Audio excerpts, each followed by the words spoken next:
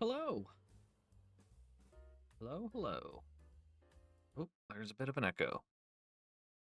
Dark Reaper says, "What's up? Haven't seen one of my streams in forever." Well, that's because I haven't streamed for in forever. But that will hopefully change starting today. Um yeah, I want to switch up how I do my content. Um I don't know if I want to make another video. I've made like a bajillion of these videos where I'm like these update videos. Where I'm always like, "Hey, I'm gonna change the way I do things," and then I never do because something always sucks me back in. But that's the plan. Is I want to switch up my content. Wait for some more people to get in here. I want to do more live streams. I want to do more just chatting with you guys and just kind of hang out and just chill and talk Helldivers.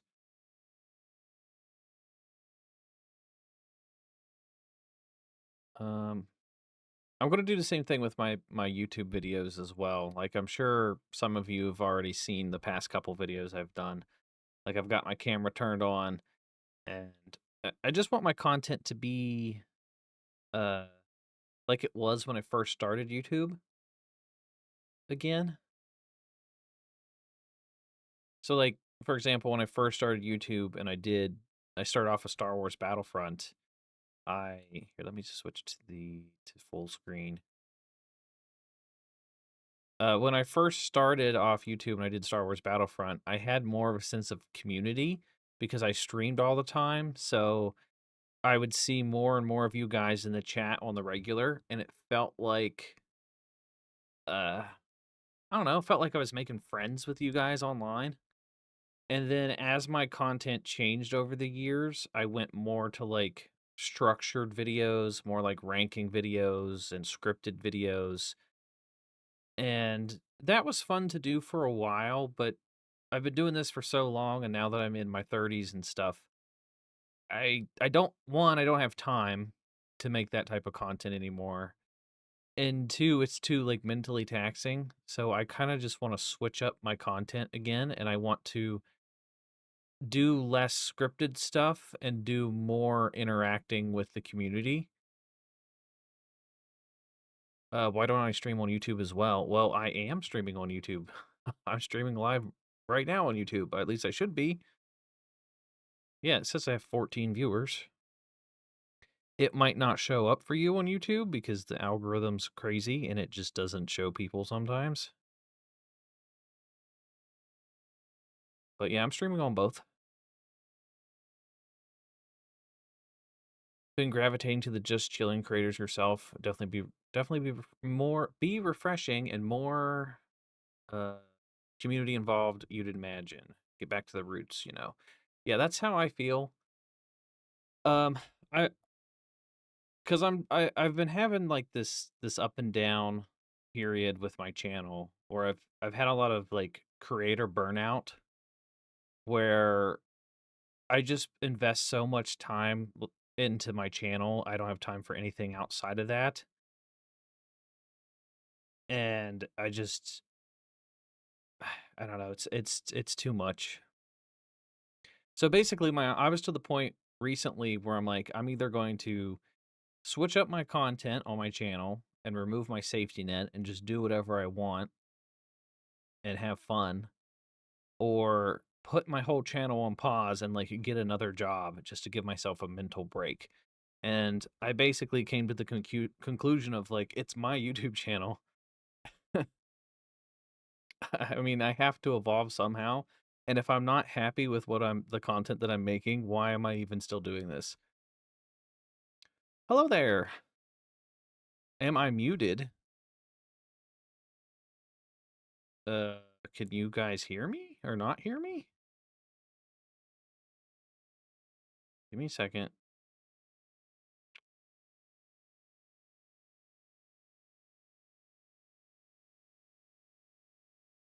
You can hear me through YouTube, but not on Twitch for some reason.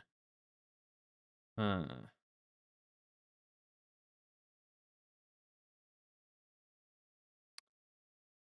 there's always technical difficulties.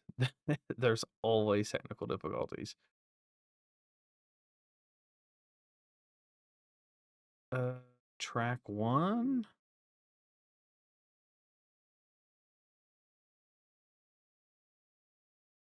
I'm not muted? Here, let me unmute myself on Twitch. You'll hear an echo for a second, but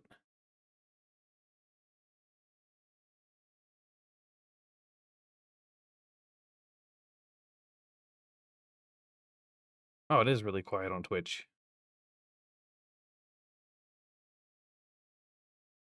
I'm not hearing myself come through at all on Twitch. Hmm.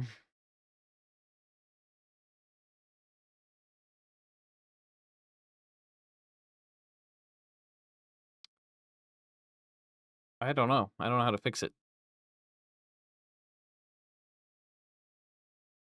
Can you guys hear me on YouTube okay?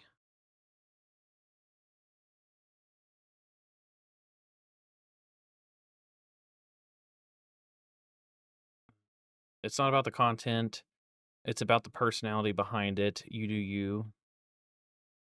Yeah. Um, I mean, I agree. It's just when you when I've been doing YouTube for so long, at one point I kind of transitioned to it went from being a hobby to it became a business, and like this is my career. And when it's your full-time job, you have to make sacrifices and do things that you don't want to do in order to keep growing the business. But I've reached the point now where I just don't care. And like I'm willing to take a huge loss in revenue to just make the content I want to make instead of the content that I think will succeed. So, for example, I would normally make videos to try to tackle the algorithm, and I would like normally I would try to get my war bond review out like the day of, because that's what it takes if you want to get the views. And now I just don't care. Um, so that's kind of what we're doing. That's where we're at. If you guys can't hear me on Twitch, I don't know what to tell you. I might just stop the stream on Twitch, but yeah, that's pretty much what we're doing. We're just gonna do some just chatting, read some comments, probably look at the Helldivers Discord and the Helldivers Reddit because there's the drama about the Hive Guard. So I kind of want to talk about that. Um,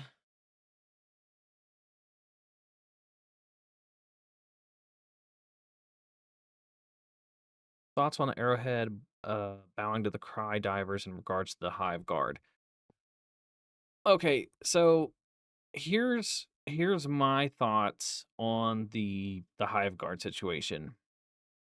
At the end of the day, like who cares? It's a video game. It's not a big deal. It's really not. It's not a big deal. I understand that the developers they have to keep evolving the game. They have to keep making the enemies they have to keep tweaking them because as they keep giving us more and more stuff, they have to make the enemies somewhat stronger. Otherwise, we're just going to mow through everything and it's going to be too easy. So I understand that they want to switch things up a little bit. Also, it's not the end of the world. Like part of game development is you have to make a change and you know that there's going to be pushback ahead of time. Like I'm sure the developers knew that they were going to get some pushback from this. It's just a matter of like how much pushback do you get and like does the community like this change? And then if they don't, you can easily like they're doing just revert that change. So that's where they're at. I personally didn't care about the change. It was still it's pretty easy to kill hive guards even with this change. Like it sucks that some of your bullets ping off of their armor, but if you just aim for the cracks, you can kill them pretty easily, or a grenade can very easily kill them now. The problem is that it will completely like this completely nerfs sentry turrets and stuff. So the machine gun sentry, the Gatling sentry, a lot of players choose the sentries when you're facing the Terminids. Like that has the highest, one of the highest pick rates, I think, is both the Gatling sentry and the machine gun sentry. But those sentries are stupid and they shoot at the hive guard and they just shoot directly at the plating and all the like they'll waste their entire ammo count just trying to kill the hive guard and it'll waste all its ammo on just one hive guard. So they couldn't keep it as it was unless they buff the sentries. I don't know if they my guess is they didn't test it and it's just kind of hard to test every little thing. So that's my best guess is they just didn't test the sentries and stuff. To see that it would just completely nerf them that way. I think the best thing they could have done is they should have made the Hive Guard just like a new variant. They could have had a stronger version of the Hive Guard again, like maybe just versus the Predator strain or these like whatever strain the fast ones are. They could have just had like a new unique variant of the Hive Guard that only shows up every so often or is shows up against a specific strain. That way people know if I face, I don't know, the predator strain and they have those stronger hive guards, well then I probably shouldn't bring the sentry. They didn't test it. That's so unlike Arrowhead. Sentries become useless. It's always unexpected consequences and unplanned issues, like changing durable damage on vehicles. I think they're also shooting themselves in the foot here because as they keep adding more and more content to the game, they add more stratagems, they add more weapons. The more stuff that they add, the harder it's going to be to keep everything balanced and to know, hey, if we tweak this thing, is it going to affect all of these other things? And they should just hire more testers, but for some reason they just won't do that.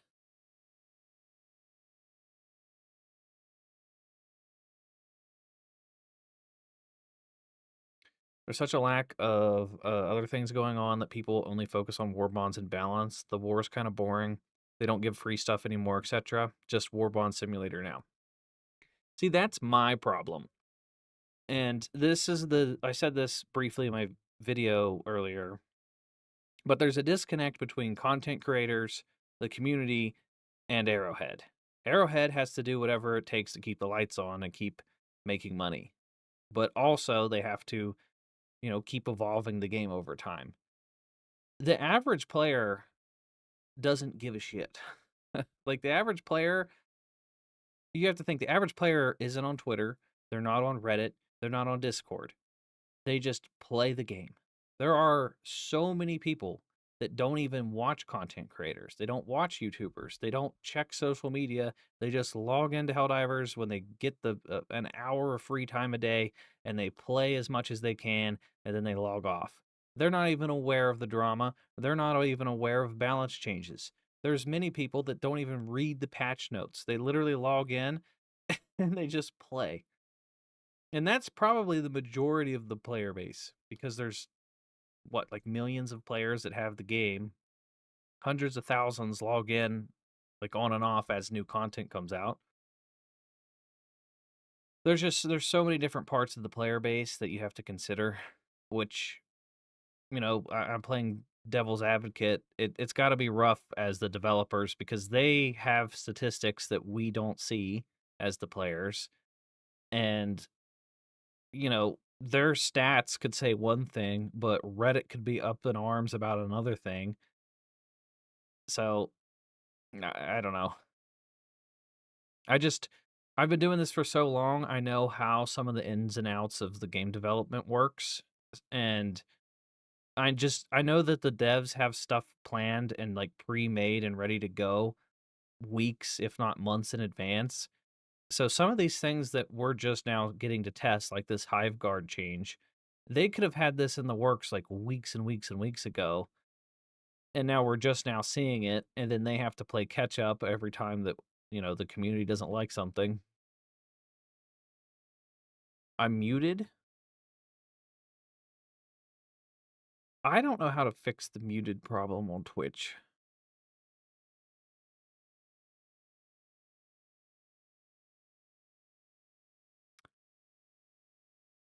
There, maybe that'll fix it. Am I unmuted on Twitch now? Trying to tweak the settings. I can only tweak so many settings as I'm recording, like live. There, maybe that'll fix it. Am I unmuted on Twitch now? There we go. That whole time I was muted on Twitch. It's okay. I don't have that very many viewers on Twitch. There's like 3 people watching. Okay, I fixed it.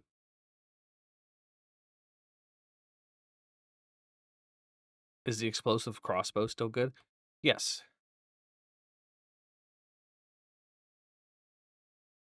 Now, the review bombing, that's a whole different thing. Can I go to Steam?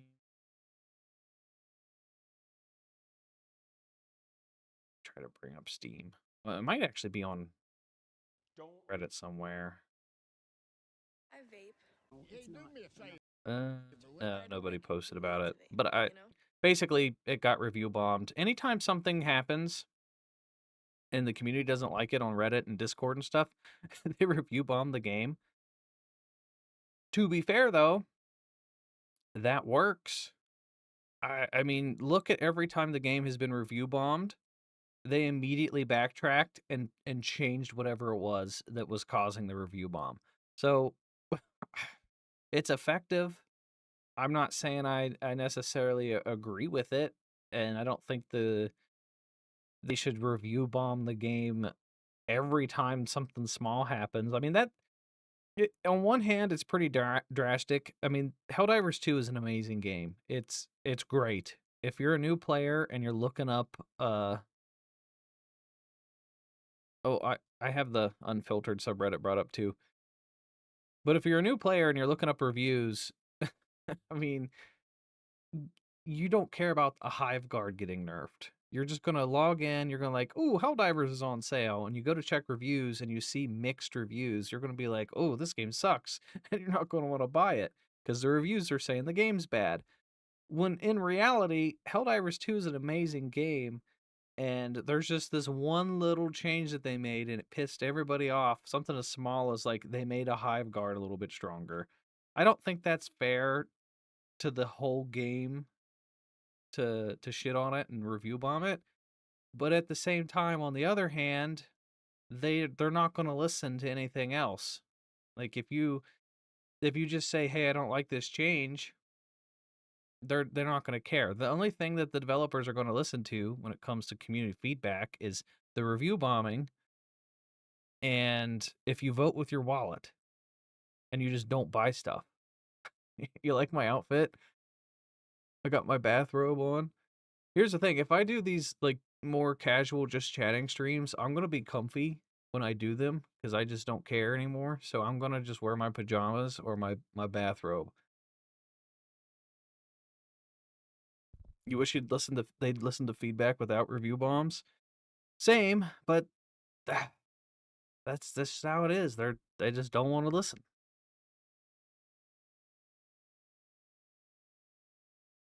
That's how the world works, unfortunately. Or how businesses work.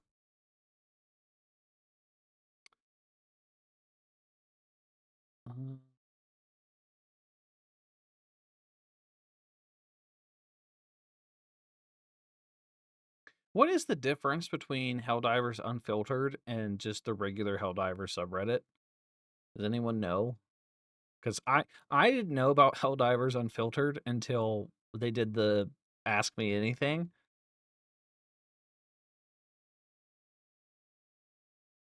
Food question. Oh, good question.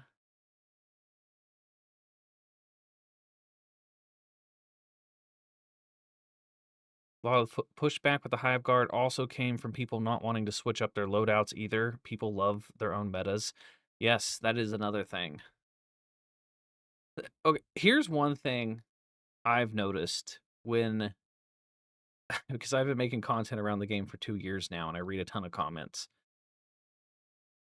So, I kinda can cut I cut Arrowhead some slack with a lot of stuff before I make, like, an angry video because I see this myself.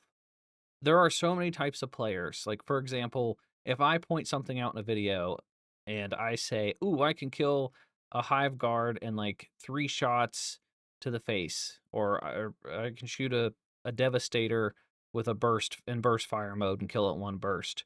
There's the type of players like me who I judge the game like I play the game by I just take a weapon, I know what the enemy's weak spot is, I just shoot at that weak spot until the enemy dies.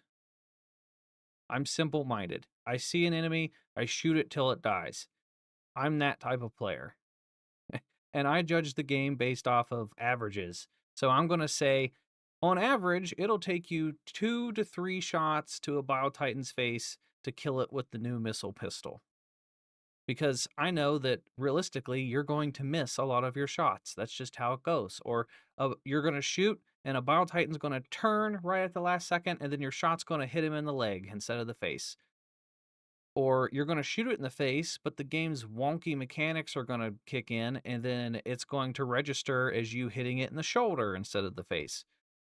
So I like to guesstimate and kind of average out when I talk about things. But then there's the players that do the math. And they're like, technically, if you stand 50 meters back and you shoot the Bile Titan with a light pin gun, then it's going to do 35% less damage. And if you're outside of 50 meters, then it does 35% more less damage. And they do all the calculations, and there's an exact science to it. And they do that for every little thing. And I'm not saying that's wrong. Like, technically, mathematically, they are correct, but I don't fucking do calculations as I play the game. I don't sit there and I'm like, okay, I have a light pin gun, so if I shoot the Devastator in the arm 4 times from this distance, I can technically kill it with 2 shots from this gun, and then if I switch to my secondary, the math equals out, so I can shoot it once with my pistol and 3 times with my assault rifle. And there's players that do that for everything, and it's down to an exact science. And that's fine if you wanna do that, but it's just it's too mentally taxing for me. I just play the game to have fun, and I don't do all the calculations.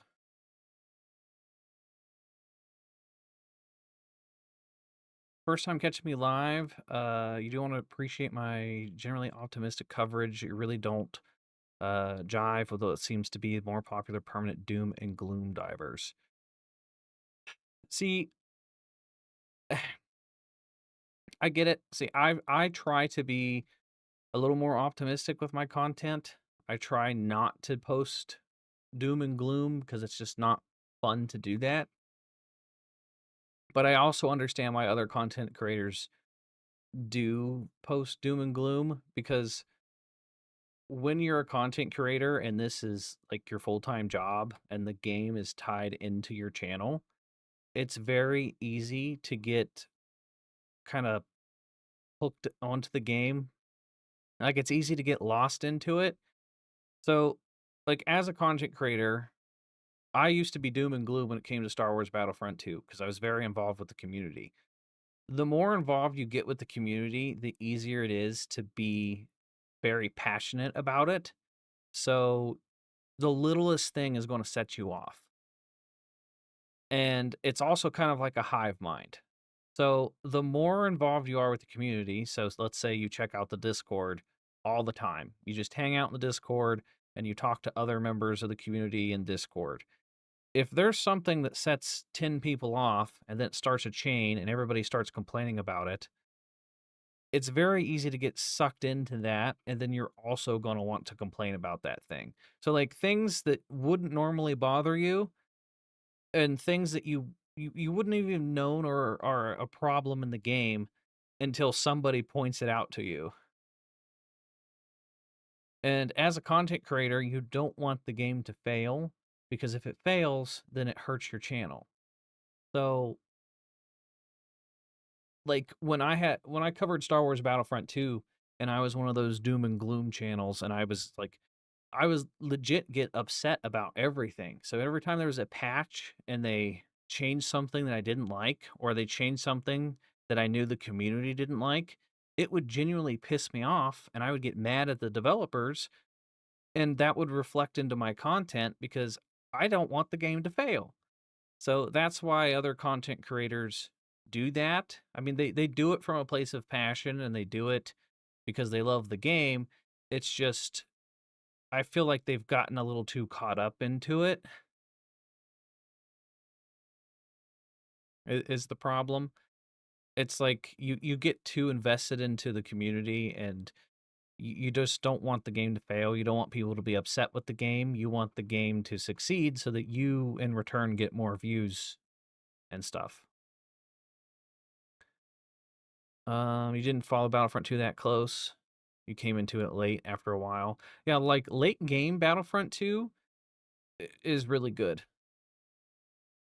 But here's another thing is that a lot of these games wouldn't improve if it wasn't for the backlash from the communities on social media.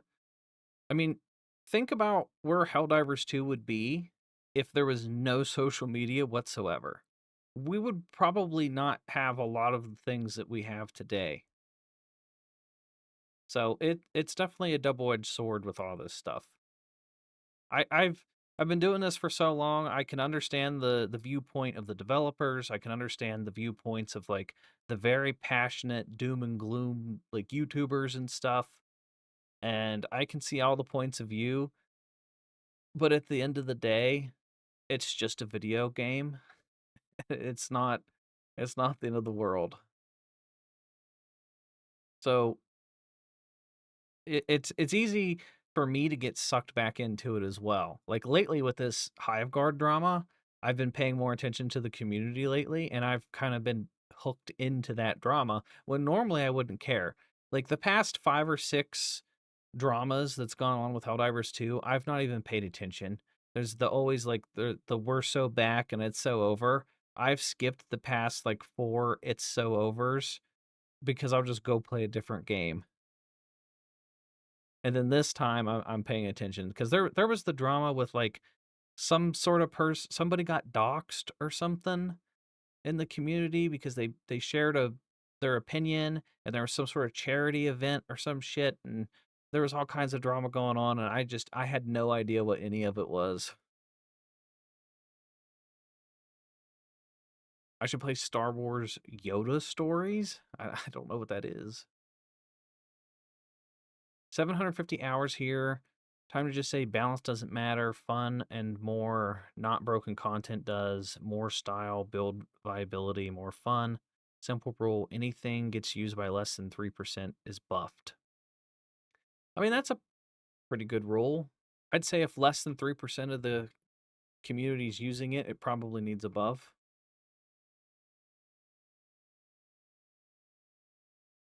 Arrowhead messed up, they get backlash. Arrowhead fixes and improves things. The community still isn't happy, even with that change. It's not taking small wins anymore, just hating until people get their way. That's kind of what it's turned into. My biggest gripe currently with Helldivers 2 is just the fact that I thought that they were going to make all these changes to the long-term progression, and they've just steered away from that, and they're focusing more on the war bonds. And because they're focusing more on the war bonds, the game is starting to feel lackluster. It's just it feels like you log in, you test out the new Warbond stuff, you play it for like 4 or 5 days, and then you put the game down, and then you come back when there's the next Warbond. And there's so many stratagems and primary weapons and secondary weapons and grenades and armor passives now. There's so much shit to choose from that it's kind of overwhelming because realistically you can only use a handful of those things, and every person has their own like favorite 4 or 5 weapons that they're going to want to gravitate towards. So I feel like the game's needs to slow down. I feel like Arrowhead needs to slow down with the war bonds, and they need to focus on building up the foundation of the game. I said this in a video a couple videos ago. They keep trying to add more to the house without adding more to the foundation to like make the support stronger. So eventually the game and the foundation of the house will collapse if you keep adding more to it. And that's what it feels like with these war bonds. They're like, okay, we know we're going to make money from the war bonds, just focus on the war bonds. And I feel like they need to slow down with the war bonds, and they need to focus on adding more ship modules. They need to make the galactic war more fun and exciting, and they need to add more uh, stratagems tied into the galactic war. Because at the end of the day, if the galactic war is boring and it sucks and there's no reason to play it outside of getting medals, then that takes away a lot of the fun. That takes like why do I care about unlocking war bonds and getting all these things if the whole like the main point of the game just isn't as fun anymore. Now, like in year one of Helldivers 2, I was excited to do whatever the major order was because I felt like it had major implications with how the game played out and how the content was delivered.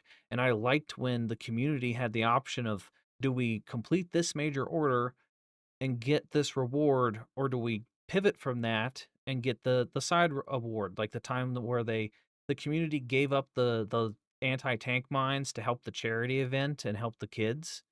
That was completely unexpected, and that was a cool thing, and that just doesn't happen anymore.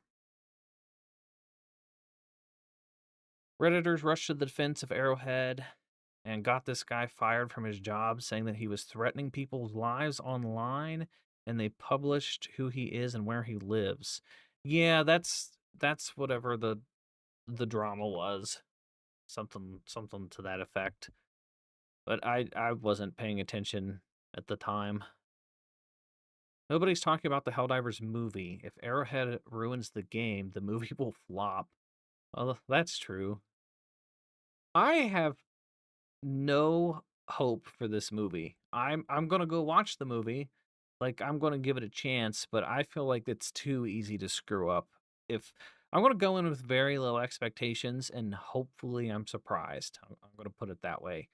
It feels to me like it's gonna be too over the top funny, and they're gonna try to not take it seriously. And I feel like Helldivers needs a fine balance of that. They wouldn't be so focused on war bonds if Sony wasn't their boss. That might be true.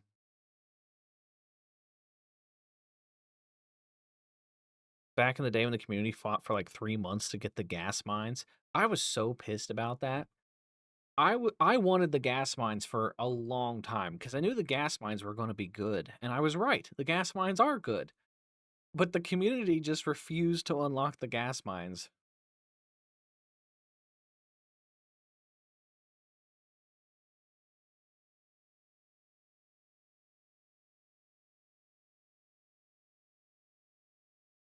Um, yeah, okay. Yeah, they doxed because the developer did the challenge or didn't do the challenge.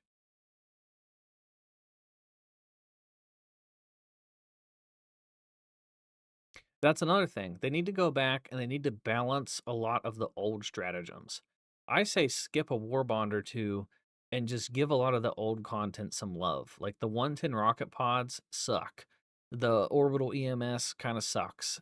The sterilizer, even after this recent buff, still kind of sucks because they do that monkey paw balancing where I don't know why they do this, but they'll give you a buff and then like 5 paragraphs down the page, they'll mention something that counters the buff that they just gave you. It's like everybody complained about the mechs sucking, so they buff the mechs, and then they make it so all the enemies are stronger at killing mechs. It makes no sense. So what they did with the sterilizer is they increased its range a little bit, and they made gas slow everything down 25%, including you. So when you get affected by your own gas, it slows you down, but a lot of the enemies just don't care about the gas, and they even though they're confused, they still try to attack you. But since you're slowed, you just kinda are standing there spraying your sterilizer, and the enemy just rushes you, and they smack you anyway. So it doesn't feel like the sterilizer got that much better. But I don't know how else they could really buff the sterilizer, but it needs some more tweaking. But there's a lot of those old stratagems that I feel like need some more love. And we definitely so here's my wish list. I wish one, we'd get more red stratagems. We're in desperate need of a red stratagem. I wish they would add more ship modules so we have a reason to participate in gathering samples, one of the major aspects of the game that most players don't even give a shit about anymore. I want more ship modules. I want more weapon attachments like they promised. They said they were going to add all kinds of weapon attachments to the primary weapons, and when that system released, there was a lot of weapons that just didn't get that much love, and they said, "Oh, don't worry, we're going to add more attachments over time." That never really happened. They said that they were going to add attachments to secondary weapons. That never happened. They said they were going to make the major orders and the Galactic War feel more impactful, and they were going to give more tools to the dungeon master or the game master, and he was going to do more things on the fly. And that hasn't happened yet. It's like, what are they doing? They said all this stuff like a year ago. They have a whole team of developers. Like, what's the holdup here? It should not take a year to implement some of these things. Like, why is it taking a year to let the game master do more things with the major orders? Like that doesn't. I, there's a disconnect here. Like I'm not understanding what the holdup is with some of these things.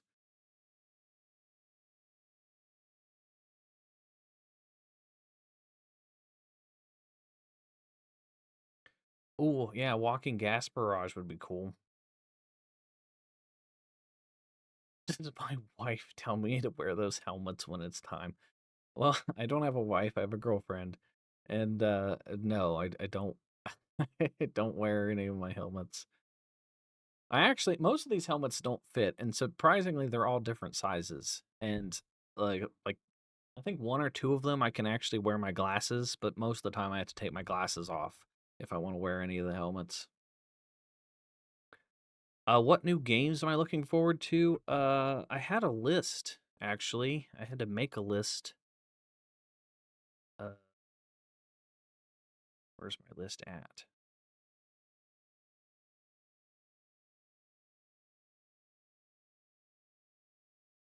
Okay, here's my list of games I'm looking forward to the remainder of this year.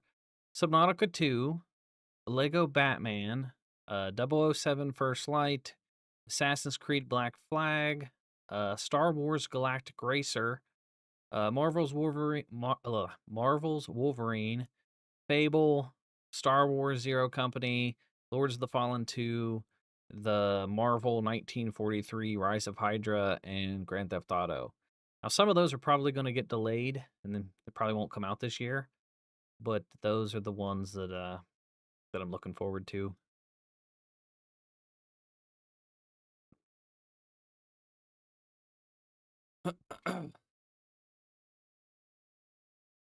I also don't know like how I'm going to cover this stuff on the channel. I'm also super excited for that Galactic Racer. I've seen a lot of people give that Galactic Racer game a lot of crap. They're like, "Oh, it's just a pod racer game. Who cares?" But that pod racer game, like the old ones were really fun. I played the crap out of those when I was a kid. So this new one has modern graphics, tons of different pod racers, and it's made by the Burnout people. So the guys that made the Burnout racing games are making this pod racing game, which has me even more excited. So you can, hopefully crash and destroy the other pod racers. So I think it'll be fun. I think that's going to be a great one.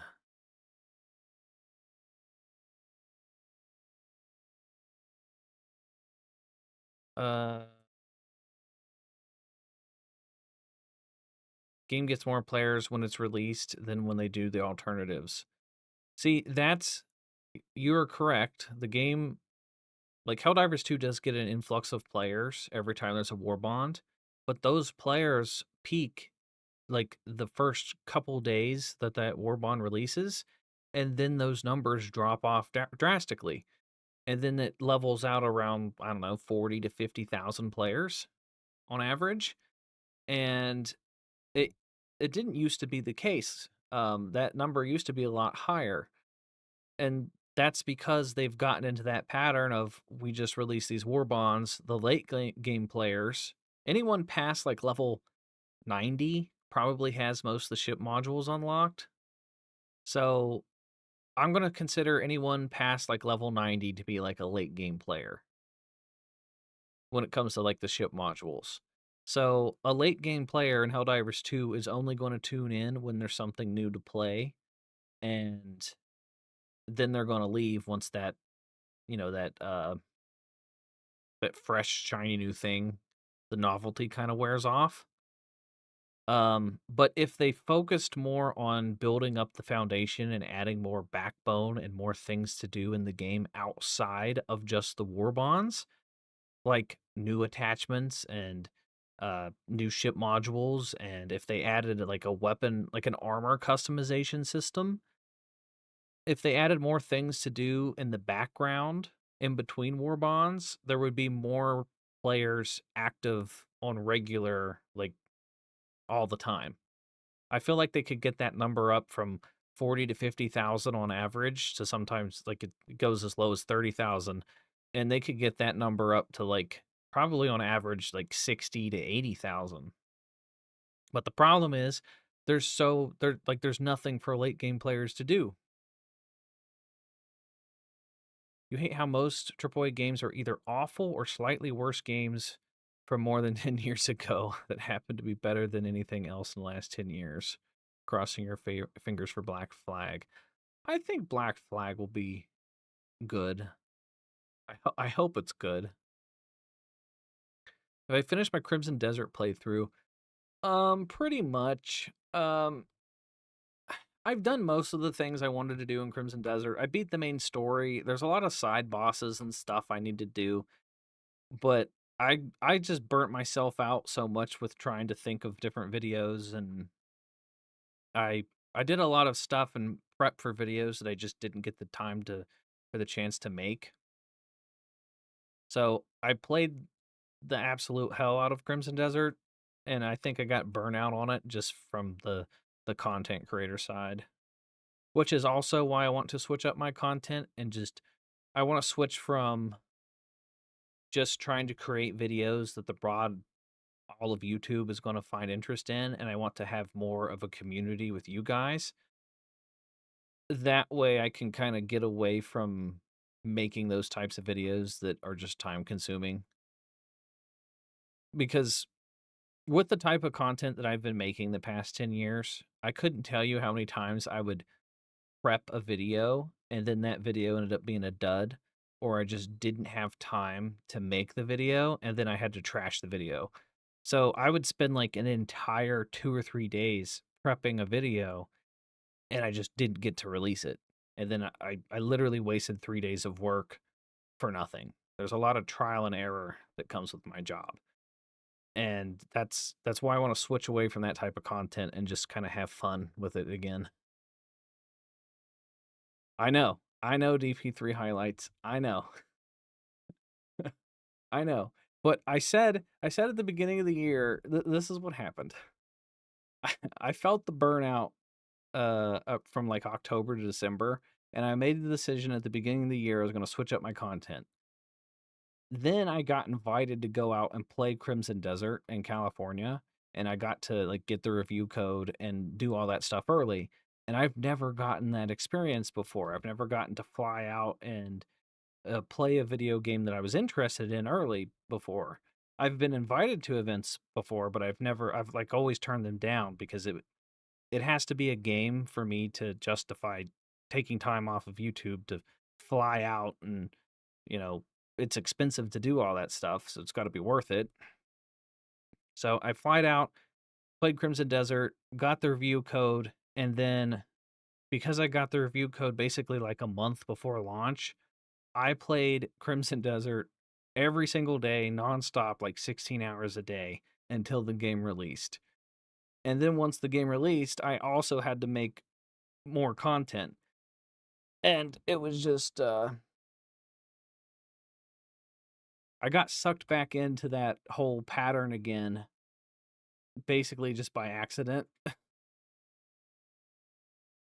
because an opportunity presented itself for me and I took it and I just fell back into that loop.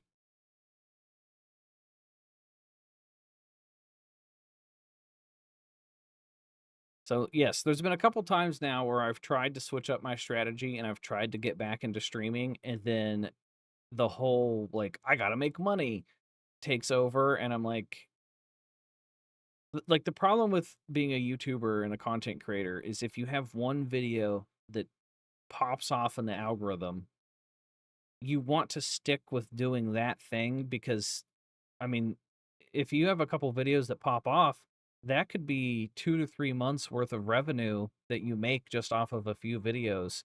It's like striking gold when you have a video that really blows up in the algorithm. And it's hard to, once you strike gold, you want to keep getting more gold.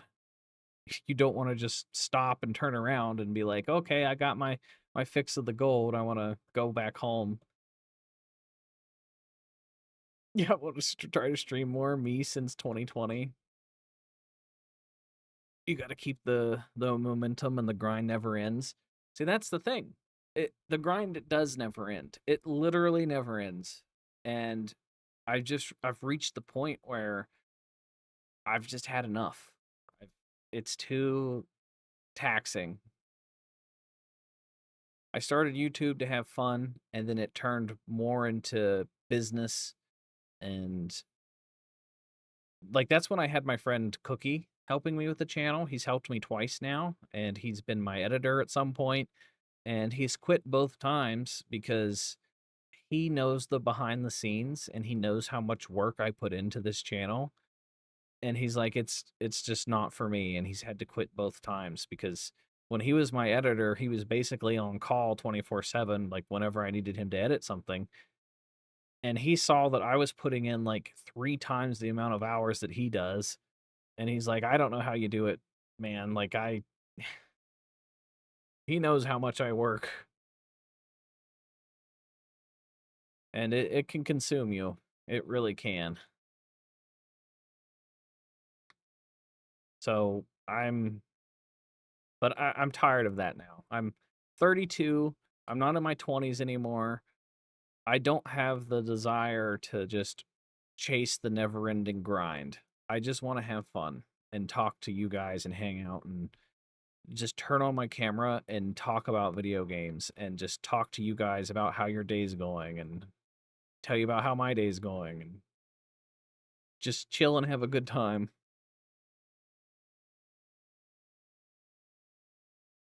Ugh.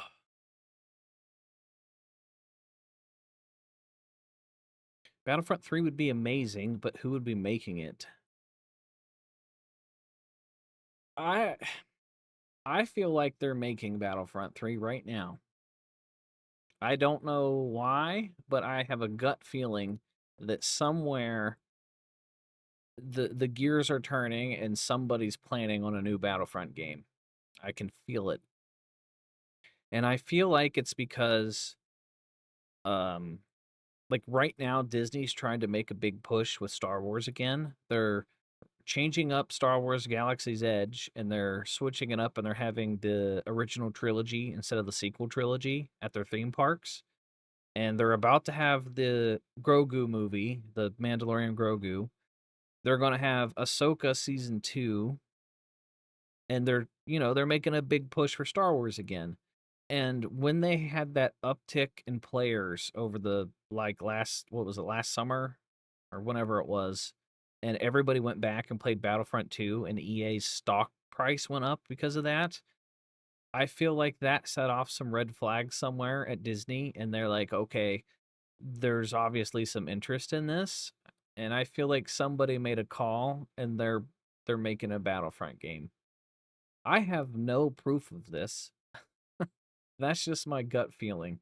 It could be a lot of copium, and I could just be making this up to feel better, but I feel like that's what's happening. Would I ever do community play together type stuff? If I'm streaming more often, then probably. The only issue with that is I tried to do that with PlayStation at one point.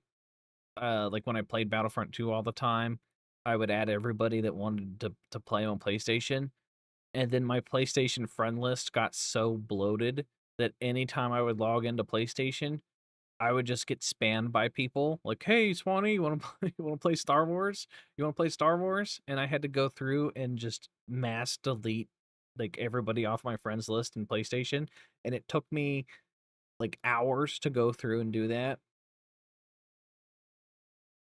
So it's a bit of a tricky situation when I start adding people to want to play with everybody because I want to play with you guys, but there's always some bad eggs in the list. Like once I start adding people to play with, there's people that will like join my games when I'm playing offline with my friends. That used to happen all the time. Like I'd be playing something random with my buddies and people would jump into my match and try to like stream snipe me and shit. When I'm playing offline with my friends, people would try to I guess it technically wouldn't be stream sniping, but they would join my game just to screw with me.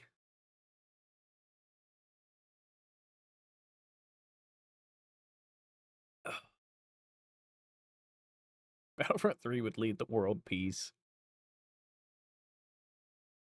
Here's another thing that I'm considering is that I want to do more stuff with my Swanee Ranch channel, but I know that a lot of that content, like I can't live stream stuff that I want to put on that channel on this, like on my Swanee Plays Games channel, because it's completely, like a lot of it's not even gaming related. So I don't want to do those streams on my YouTube channel. So what I might do is just do like just chatting streams on just Twitch only and then take those streams and take those highlights and stuff and put those on Swanee Rants. Because I want to do things like reacting to the news and reacting to current events and reacting to YouTube videos and put that stuff on my Swanee Ranch channel. Because there's stuff in the news all the time, every day. If you pay any attention to like politics at all, there's something crazy happening every single day. And I miss when I didn't pay attention to politics because ignorance is bliss. Once you start paying attention to politics and you start like looking at what's going on in the world, it changes your outlook on everything, and it sucks. I wish I'd never paid attention because once you start paying attention, you can't not pay attention. You look at like my whole outlook on life has changed.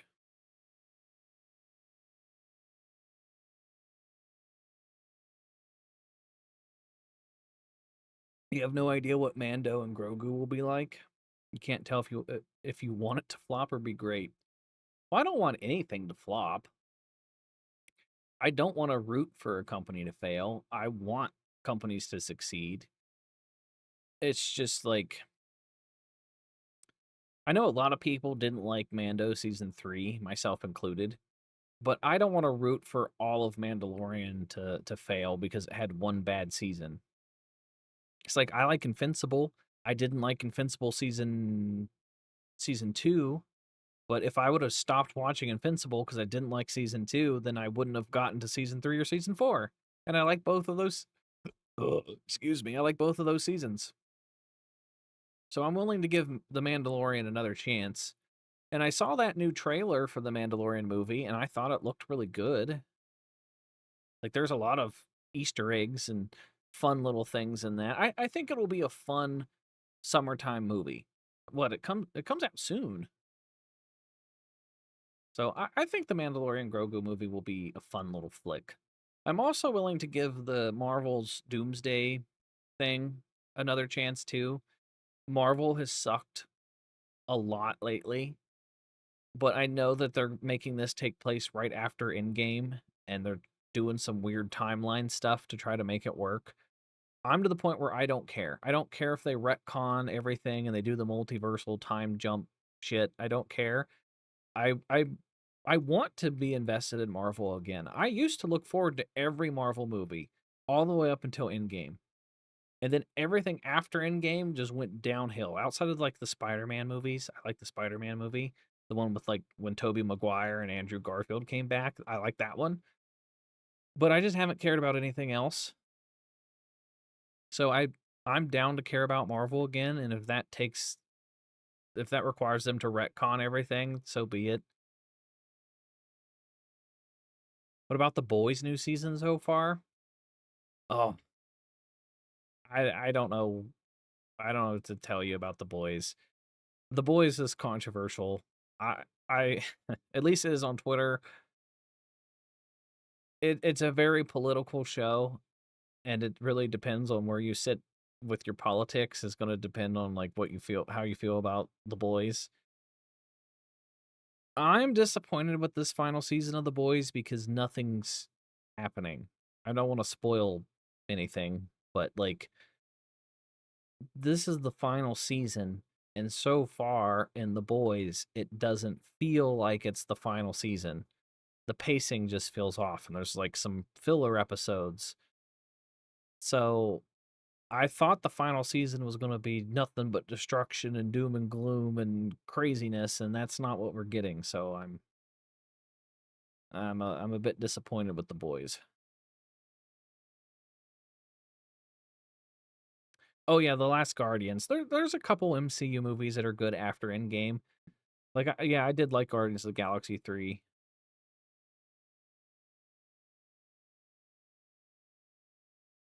Um I don't remember what was wrong with Invincible season 2. I just don't I remember it was a bit of a letdown compared to 3.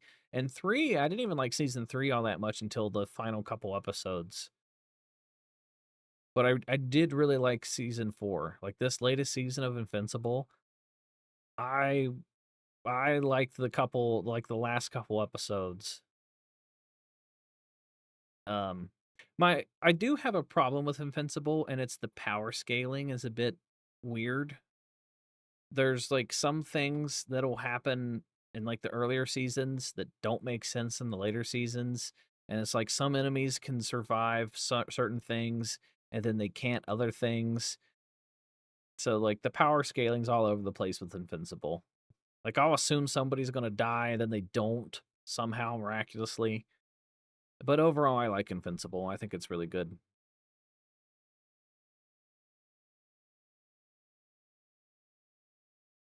I don't understand though.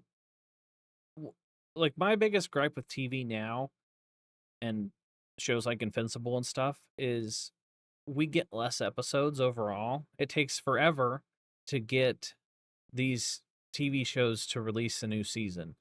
And when we do get a new season, there's only like 8 episodes, 8 to 12, depending on what the show is. And we'll wait like a year to get a new season, and then the new season will have 2 or 3 filler episodes. If you're going to take a year in between seasons or multiple years and you're only going to give us 8 episodes, there shouldn't be a single filler at all. Like, filler's fine if you're having 20 episode seasons or longer, but if there's only 8 episodes in a season, there should be zero filler. None. I don't want to see any filler in an 8 episode season of any TV show.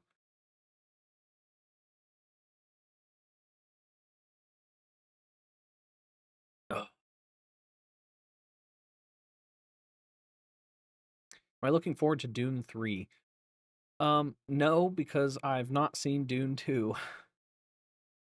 I saw Dune 1 once, and I don't remember, I think it was on in the background, so I never sat down and like paid attention to Dune. It's on my list of things that I need to watch though. Kirkman outright said he doesn't give a shit about power scaling. And just based on power levels, based on how cool he thinks it would make the scene.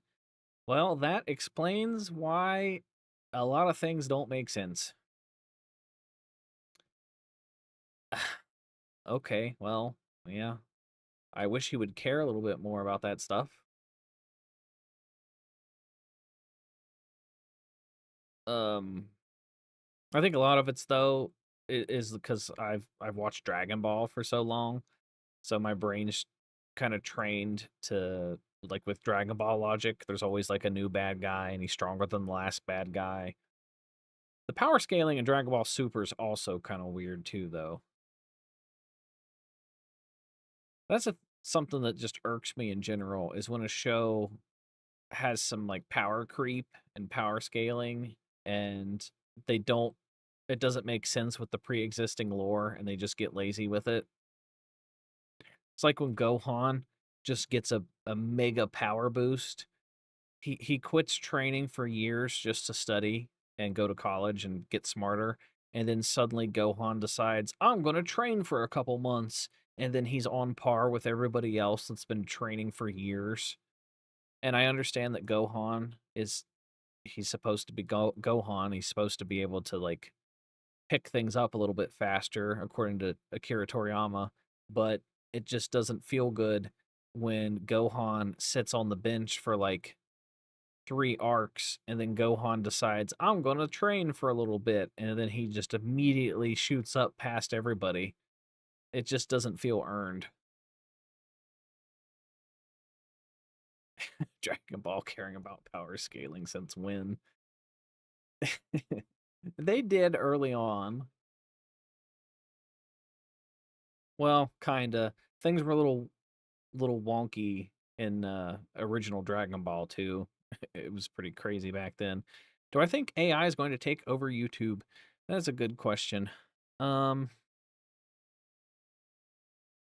I think it already kind of has. It is in ways that you don't know. Um, I'm telling you right now, there's a lot of content creators that are already using AI that you just don't know about. And there's AI tools that content creators have that you can cut corners all over the place now. Um, some of it's good, some of it's like really helpful. Like I used I think it's Opus Clips.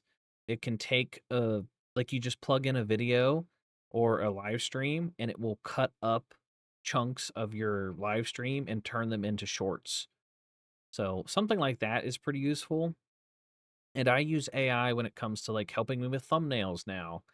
I don't straight up tell it, "Hey, generate me a thumbnail," because those look like shit and you can tell it's AI generated. Some content creators do. Like they even have tools in the YouTube creator dashboard now where it says, "Do you want to just generate a thumbnail?" And you can tell AI to generate you a thumbnail based off of what your game is.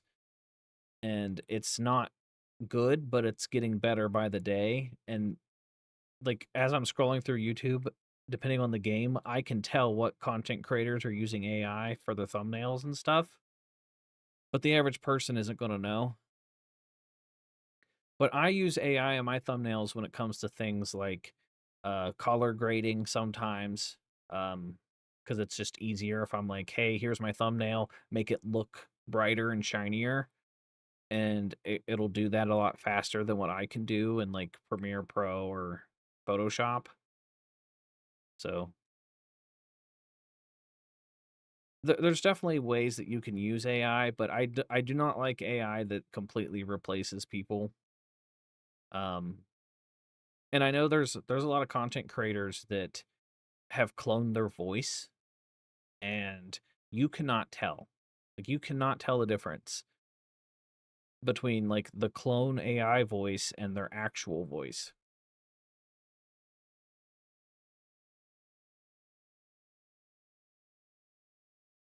I do think that AI is definitely going to affect Hollywood pretty hard. I mean, it's already gotten to the point where it's almost indistinguishable. And The thing is, like, anytime, like, I'll see something on Twitter and somebody will share some AI generated video of like Shrek fighting General Grievous or some shit. It's something stupid.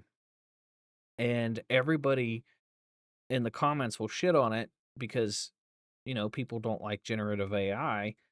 And they're like, this looks like shit. It's just AI slop. But like the AI slop today in 2026 is, it looks amazing. I don't care what people say. It looks amazing. Like compare the AI slop today that you can generate versus the technology we had 10 years ago. I mean, it just the average Joe Schmo can go in, buy an account, just type in whatever prompt they want, and it's going to poop out something better than what Hollywood could make 20 years ago. And that's scary. I'm not saying that it's a good thing, but I definitely don't see that, like, a lot of it. I wouldn't call it slop. I don't know what to call it. I don't know how I feel about the AI stuff because it's not going anywhere. I always have these conversations with my friends too, like when I'm just bullshitting with them in like an Xbox party. We always talk about AI and we've talked about every scenario of how's it going to play out. The problem is that they're not regulating it. The government doesn't want to regulate it. The government just wants to go all in on it, invest into it because it's a race. Like we got to beat China, we got to beat the other countries when it comes to AI. So they're not wanting to regulate it, and things are going to get too out of control too quickly with AI. And then when the government does want to regulate it, I think it's going to be a little too late. AI is unavoidable as a college student. Yes, that's another thing. Is it like college is completely changed. Same with high school. Like if you're a teacher, teachers are really struggling right now with students cheating, and like you can't stop it. They have like AI detector tools, but AI is designed to replicate humans. And the more advanced AI gets, the more it's like the better it's going to be at avoiding detectors and the more human like it's going to become. So you have all these instances of students actually not cheating by using AI, and they're getting blamed and they're being accused of using AI when they aren't, because AI is it's trying to replicate people. And another issue is that college is kind of a joke. And a lot of people are realizing that a college degree doesn't really get you anywhere anymore. A college degree today doesn't mean jack compared to a college degree 50 years ago. So college is overpriced. The return on an investment is not very good. So like you're going to spend thousands and thousands of dollars and you're not even guaranteed a job. So it's no wonder that every student's going to cheat. They're going to use AI. Their options are do I fail this class and then have to risk spending more money to retake the class, or do I use AI and just cheat and get all the answers for me? Yeah, most college degrees don't mean anything. It's not going anywhere, but it's going to take a massive retraction soon. It's more expensive than it is just to pay humans or wreck the planet within the next 20 years, you guess. See, that's another thing is AI right now is insanely expensive, but the government obviously does not care about the environment. They don't. Like we have the technology now where we don't need as much oil as we do. We could we could 100% cut back on gasoline and oil, but we don't. We could cut back on power plants, but we don't. And there's a lot of things we could cut back on to help the environment, but we don't, because all these big corporations pay these politicians. And that's a problem way down the road. Like you don't care, like the government doesn't care about the environment today. That's a problem for 200 years from now. So I don't think AI is going to go anywhere when it comes to like in terms to the environment. There's more AI plants getting put up all throughout the country, and it's just gobbling up all our water, and it's making the electricity prices go up for people.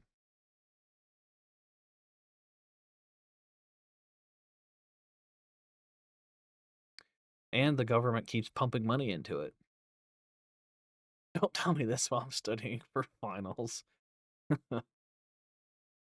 Yeah, college is way different now versus when I went to college. Oh shit, I graduated college 10 years ago. I graduated in 2016 and it's 2026.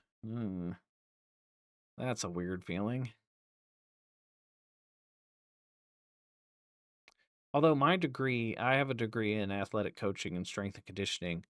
So it would be a little hard to use AI for my degree in the classes I had to take because I had to do a lot of in-person coaching classes where I had to physically be there and physically coach people.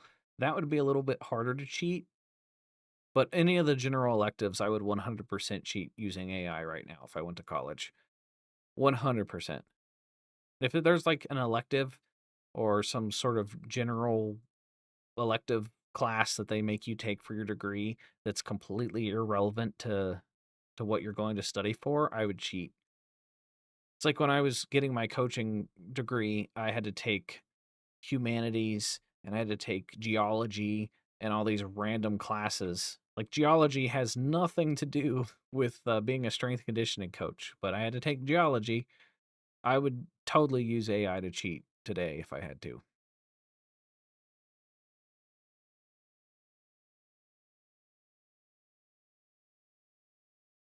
And we're not even at the phase yet. Very soon we'll be there, but they're starting to introduce those robots. They're starting to pop up in other countries. I saw a video on Reddit of I think it was in China where they replaced a cashier and they have like an entire little booth and you just push on the like touchpad what item you want and the robot gets it for you. And they're already using AI in drive-throughs now. Here in the United States, they're using AI at like fast food drive-throughs, and that's only going to get worse. Once these robots start popping up and they start doing physical labor, that's going to replace a lot more jobs than people think. Girlfriend robots are coming too. Bioorganic android powered by AI for my degree. You're studying for geology? I liked geology. I thought geology was interesting. I just didn't take it seriously at the time because I knew I didn't need the class. That's the thing is I would love to go back to college just to learn because the first round when I went to college and I went like when I was in high school and college, I treated school as like a chore. Like it was something I had to do because everyone told me I needed to do it. It was just programmed in me since kindergarten. I had to go to college. I had to go to school. And I didn't care about learning. Now that I'm an adult, I would love to go and just learn things to help improve my life. But I don't have the money or the time to go back to college just to learn shit.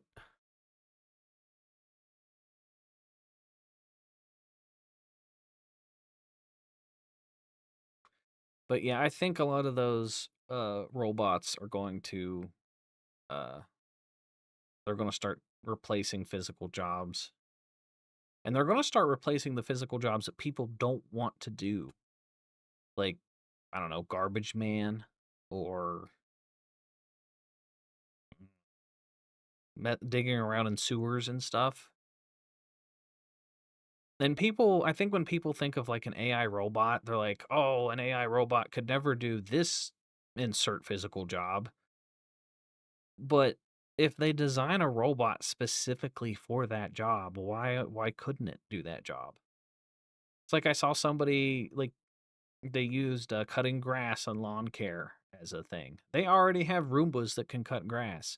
If they designed a robot, like it doesn't have to look like a human. They can design a robot that is specifically designed for lawn care. So I don't see why it couldn't replace lawn care. You legit heard OpenAI is making an 18 plus companion version. Yes, they are. I think it might even already be out. But yes, you can 100% they want to do an 18 plus companion because that is a different issue in society where people just aren't dating. It's harder and harder and harder for people to date because people aren't doing things in person because one, it's expensive to do things in person, and two, it's just socially awkward to do that now. That's just not the norm anymore. Everyone's online. And online dating apps are filled with bots and advertisements and scammers. So people don't use dating apps the same way that they used to either. And everybody's just getting catfished and stuff. So they don't use dating apps. So nobody's dating anybody because it's too hard it's not worth the effort. Like if I was single right now, I wouldn't want to go to a dating app because I'd have to go through the catfishes. I'd have to cycle through the bots and the scammers and getting through all that just to then meet somebody. And even when you meet somebody, it's not guaranteed to work out. It's too much of a hassle for most people, so they don't date. So so they're resorting to AI. And that's why more and more AI companies are investing in that sort of thing. Because they know what's coming. They know people still want a relationship, but they just can't find it. So they're willing to pay for that. Everything's getting very dystopian. We're getting closer and closer to like cyberpunk or um oh god, what's the movie? It's the one with Harrison Ford in it. Blade Runner. Yeah, it's getting like Blade Runner with the fake AI girlfriend. They came for artists first, could come for physical jobs. Yeah. So I thought I was going to be safe from AI for a while, but AI has affected my job in a number of different ways because AI has completely flooded YouTube's algorithm and it's made it so content creation is a lot easier now. So anybody can just pump out whatever slop. So if I make a video, I'm no longer competing with just a handful of channels anymore. I'm competing with like hundreds of channels to get views on a video. So if I make a Helldivers video, I'm competing with tons and tons and tons of channels, and a lot of them are just AI slop. Because for every like one legit content creator, there's probably 50 people that have just, I'm going to make an AI slop account and pump out a million shorts, and they make bank. Like they make a lot of money. Like if I was to give up doing YouTube and I just wanted to be like the knowledge I have now, I could make way more money than what I want to do, than what I do now if I wanted to be scummy. Like I could manipulate the algorithm and just be a douchebag and use AI to my advantage and just pump out 5 million videos a day, slap some AI voice onto it, and just you could make money that way off of shorts. But that's not fun. That like I don't want to do that.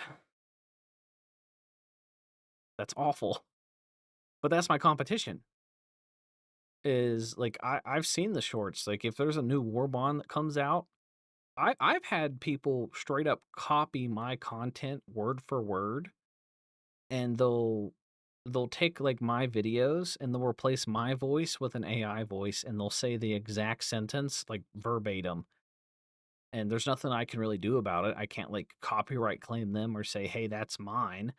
Like they're using their own gameplay, but they're using my exact word for word, but in their own AI voice, and they'll make shorts out of it. What job isn't affected by AI? Coding AI. Some companies tried to make AI code AI, but it did not go well.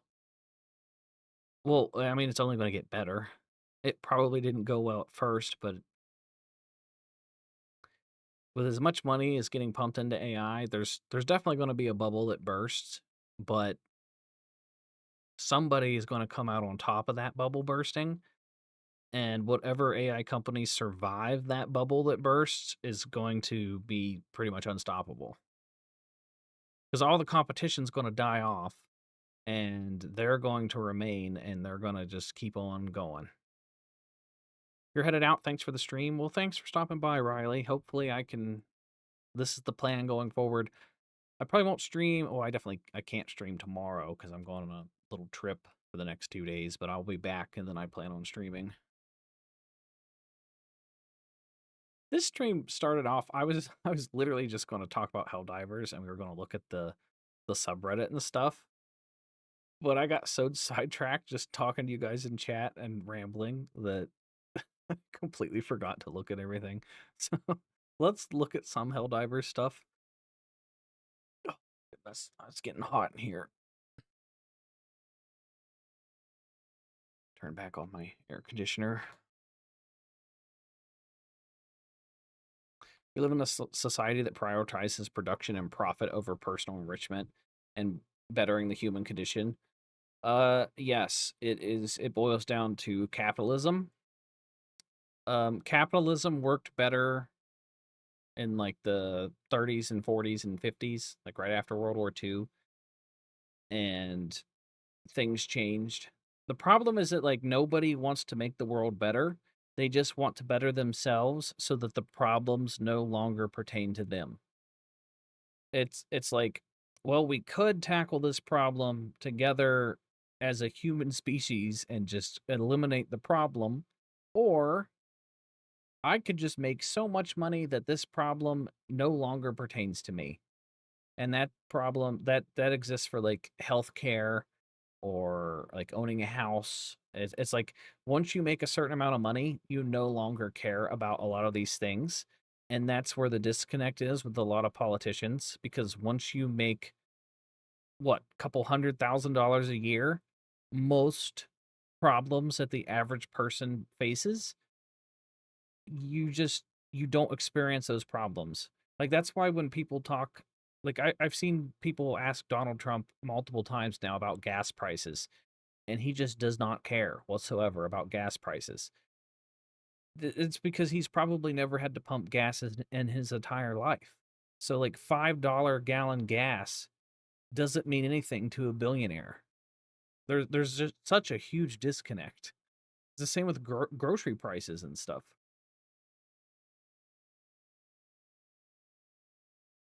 I think what we need is like an average Joe Schmo to be president. Like we need somebody that isn't a millionaire, that is like that knows the struggles of the average blue collar worker.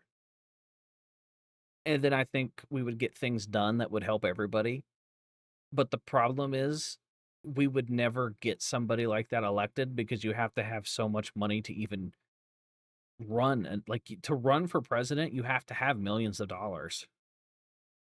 So it's basically impossible for like an average person to become president. We need an us versus them mentality. Average people on the same page and face the same problems in day-to-day life. Yeah, you just joined. You thought this was about the Hive Guard drama. Well, it started off as about Hive Guard drama, and then things kind of got derailed.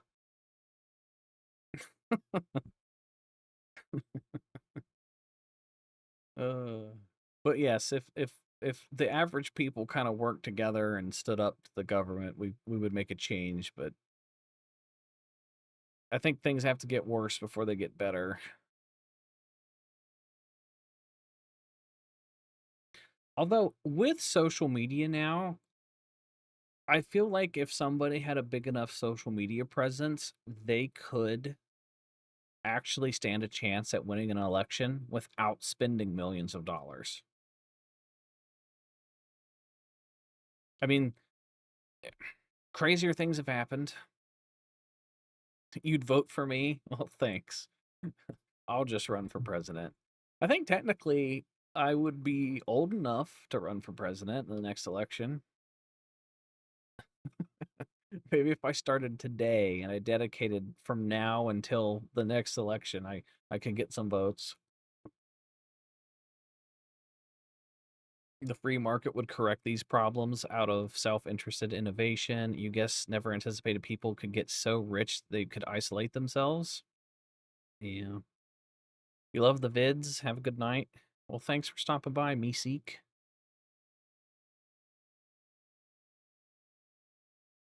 I'll have to save these political discussions for maybe Twitch just chatting or something for when I do my Swanee Ranch channel. Maybe we'll have like political debates with you guys. See that I what's interesting, I'm gonna get back on like politics, political rant. Okay, what's interesting is I grew up in a very conservative area of I'm from West Virginia. So I have a lot of hardcore conservative family and friends and like still to this day hardcore MAGA in my family. And I grew up around that. So I see a lot of like both sides of the political spectrum in my life. So it's weird to get hit with all angles of the political spectrum as I get older. Good morning. Well, oh wow, I guess technically it is morning. You love my videos. Well, thanks. Okay, let's look at this Helldivers Unfiltered Reddit. What's the big deal about this Reddit?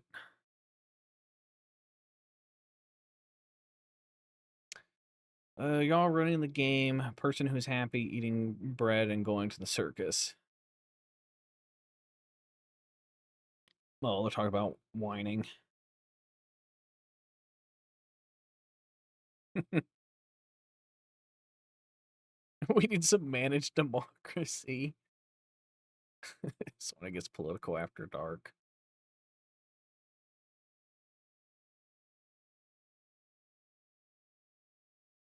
They're ahead when they don't get feedback they wanted on Discord. Oh yeah, I saw this. People were talking about on Discord they were deleting the downvotes. That's pretty messed up. That's going to make more people angry. You don't stoke the flames. You can't pretend that you aren't getting feedback or pushback. I know because this accidentally happened to me. YouTube has its own like profanity filter in the comment section. And I had this one person who commented, they like tagged me on Twitter and was calling me out. And they were getting a lot of likes. And they're like, Swanee Plays Games is deleting comments because he doesn't agree with blah, blah, blah. And he's a suck up and he gets paid by Ubisoft or whatever it was. I think it was in one of my like Star Wars Outlaws videos. They were accusing me of deleting comments and shit. And I was like, what are you talking about? I don't ever delete my comments unless they're a bot or they say something like really bad. Like I let people have their opinions in my comment section. So somebody got their comment automatically flagged by the profanity filter and then they thought I was deleting comments because their comment didn't show up in my video. So I faced that backlash by accident. I didn't even do it on purpose. So yes, you cannot silence people. It never goes well.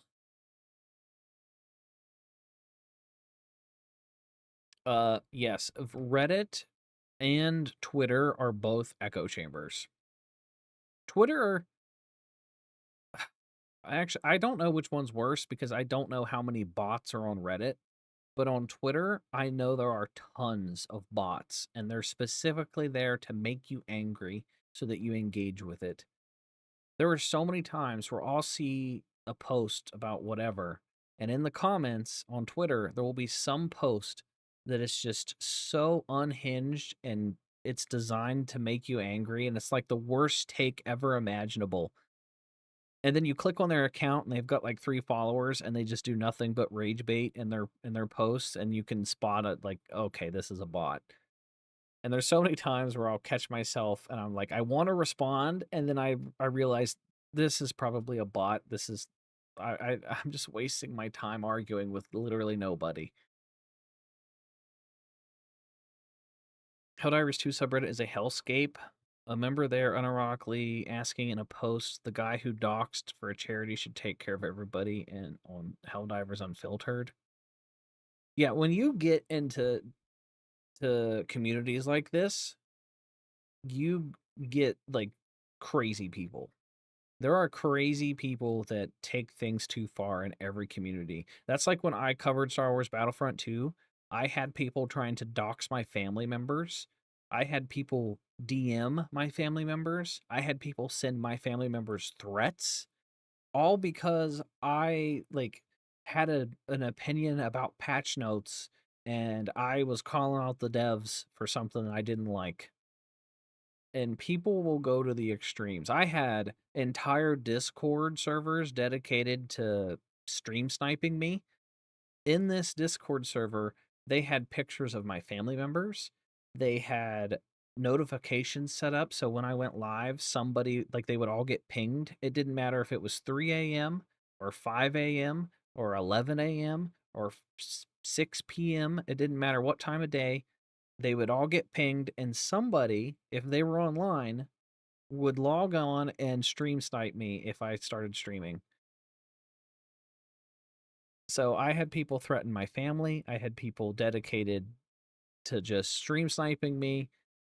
People will go to extremes if they dislike you on the internet.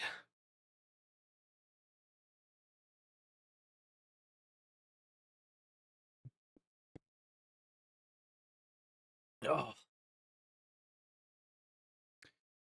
me downvoting every glazer that comes into the sub. What even is a glazer? A glazer in Helldivers is what? Someone that defends the game no matter what, I'm guessing. I've been all over the place on the spectrum in Helldivers. I've been, I guess, a glazer, but I've also been very critical of the game. So I kind of fluctuate.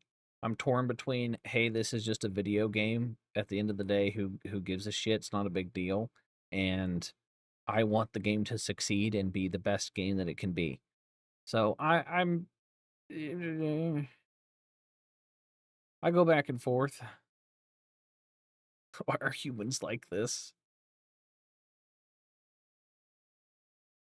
I also like to, I don't know. I think it's in human nature to just argue. People like to argue. Glazers are folks who defend the game and Arrowhead and attack any critical opinion. Ah, well, then I get a lot of glazers in my comment sections. If an enemy ever attempts to engage in diplomacy, shoot them. We must believe their lies, or mustn't believe their lies. Mm, downvote reactions being removed was a Discord bug, not Arrowhead's doing, and should be fixed now. Oh, okay. Well, then you can't hate on them for removing dislikes if that was just a glitch.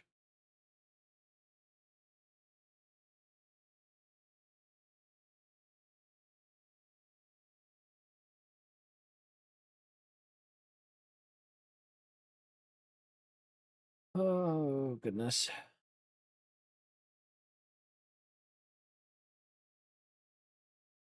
That's another thing is like people take this thing so seriously. If something gets changed in Helldivers and people don't like it, they act like it's an attack on their personal lives. Like they act like it's the end of the world if the developers tweak something and they don't like it. We need Battlefront 2 release hater Swanee back. No, no, it is too taxing to be that angry all the time. But I like to argue with people sometimes. I think my thing is I like to be proven wrong about stuff. Um, like I stand my ground if it's something I believe in, but if somebody can provide enough facts and evidence for me to rethink my position on something and realize that I'm wrong, then I see that as an opportunity to grow. And I do that with my comment section a lot. Is like I'll have an opinion on something just based off of my experience playing Helldivers, and then people will immediately point something out that I either didn't notice or didn't realize or whatever, and then I'm like, "Oh crap, I was wrong about this. Well, now I know for the next time." Or like I'll have an experience, my friends will have an experience, I'll notice this experience with other people on like Reddit, but then somebody will point something out in like the YouTube comment and I'll go and test what they suggested. And then I'm like, oh, well, this person in my comments was right. I was wrong. My friends were wrong and Reddit was wrong. So I like to be proven wrong because I see it as a chance to grow. It's like an opportunity to learn something new.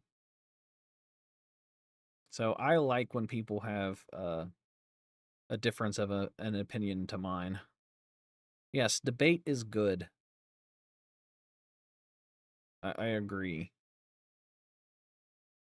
That's why I'm gonna try not to be political, but it's hard not to be. That's why I don't like a lot of the stuff that Trump and his administration are doing right now because he tries to shut down any opposing ideas and he like immediately blames the Democrats for everything.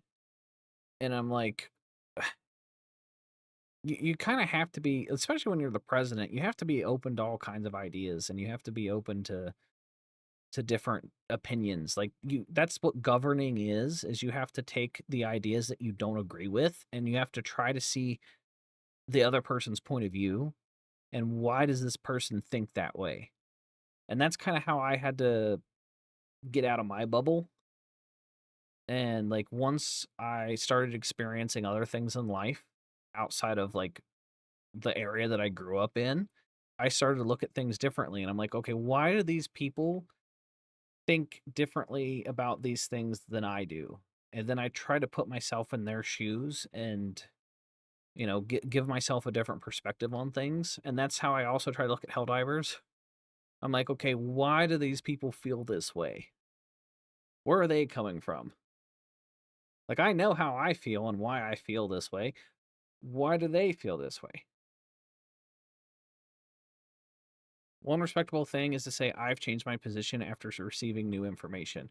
Yes, I think that is that shows that you're the better, like the stronger person. It takes more strength to admit that you were wrong than to just say that you're right about everything. Considering the Democrats were the ones accused shutting down opposing opinions before Trump got in and did the exact same thing but worse. So that's another thing with politics is it's always this back and forth between the Democrats and the Republicans. Like I remember when Joe Biden was president and everything was getting like there was the cancel culture and you were afraid to say anything online without like getting risk of being fired and shit. Everybody was trying to cancel everybody on Twitter. There's always this back and forth and every side tries to punish the other side. It's stupid.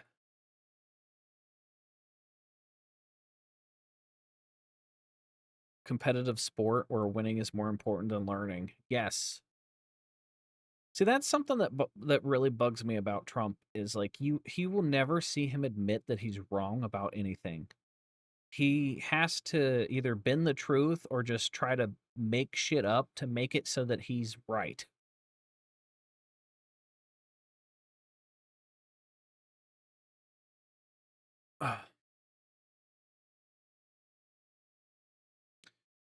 Arrowhead has unexpectedly decided to nerf the Hive Guard, change back 2 days after the latest patch. After it's getting review bombed. Uh, oh, I mean, there's the Sentry shooting, looking at the Hive Guard. I mean, this this is why it needed to be changed. It completely nerfed sentries. I thought it was fun and like to shoot in between the cracks and take out their health by shooting not at their armor but their weak spots. And it's fine, but the problem is when they spawn in like 50 hive guards in a match, it's it's one thing when you're fighting 3 or 4 of them, but when you're fighting 20 of them, some maps like the Seed will just spawn nothing but hive guards. And when all of them have heavy armor pin, or heavy armor protection, it's hard to kill them. And it completely broke the Gatling sentry and the machine gun sentry. So uh, it definitely needed reverted back to the way it was, and hopefully they listen to feedback and they make changes to make it better. I think if they're going to make changes like this in the future, they need to just test things out or throw out the idea to people before they make the change. Trump argues and doesn't debate personally. If they have a difference in policy, they're stupid and their family is ugly, and he's good on some stuff, but most times not. Yeah, that's another thing I dislike about Trump is like if he gets asked a hard question, he will just immediately insult the person asking the question. Like there's some legit questions that are good questions coming from uh the media sometimes that are important to like the war that's going on, and he'll just shut them down and insult them. And if like Trump likes to claim everything's fake news, fake news, fake news, and he doesn't agree with like the news. Well, you're never going to fix the problem, and you're never going to, have any growth. And I don't know. When you're just insulting everybody that's not handing you softball questions, you're not going to get anywhere.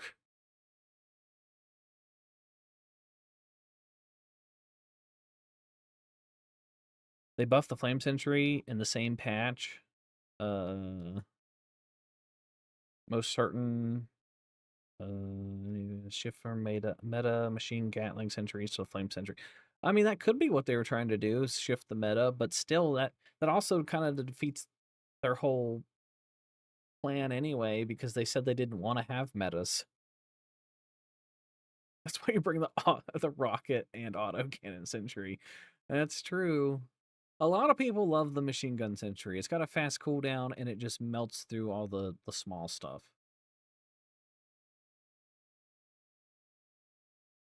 Very poorly timed change for the Hive Guard. We saw sweeping, unwelcome changes to enemy durability damage. Yeah, it was.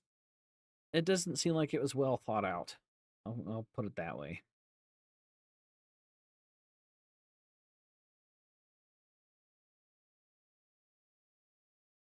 Glazers, when Arrowhead reverts a change that no one, including themselves, wanted or asked for because it was still shit. This is another thing when it comes to content creation is I'll say something or I'll point something out or I'll have a suggestion to make the game better, in my opinion. And people will call me out and they'll be like, "No, Swanee, this is a stupid idea," and blah blah blah. You're just complaining because you just like to hear yourself complain and you like to rage bait and you like to get views by rage baiting. And then the developers will make that change. And then I'm like, okay, well, I ended up being right. It used to happen with Battlefront. It's happened with a bunch of games where like I'll have a suggestion and then the developers end up making that change and then I'm right, and then I can't like go back and call out those people that told me I was rage baiting. That's just how it goes though.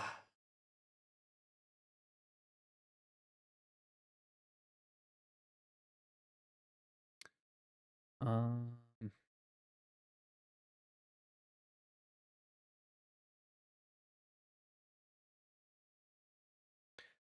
I'm starting to realize why I kind of stepped away from the Helldivers community a little bit, because everybody's in just constant fighting. Everybody seems to just be angry at each other in Reddit and Discord and stuff. Like this whole Discord server so far is just people making fun of the glazed divers, and then the glazed divers are angry and saying that everyone else is overreacting. It's like, who cares? It's just a video game. Uh, Like, there's 3 factions in the game. 3 factions, and people are getting this upset over one bug getting slightly stronger. One bug that it does indirectly nerf the sentries, but in the meantime, until it gets fixed, there are so many other stratagems in the game. There's so many other stratagems. Just don't pick the Gatling sentry or the machine gun sentry for a couple dives until it gets fixed like a week later. Or, I hate to break it to you, just don't pick the machine gun sentry anymore. If they indirectly nerf the machine gun sentry, that sucks. I'm sorry. I mean, sometimes the developers make decisions and it affects you and it sucks. That's just life. Use one of the like 50 other stratagems.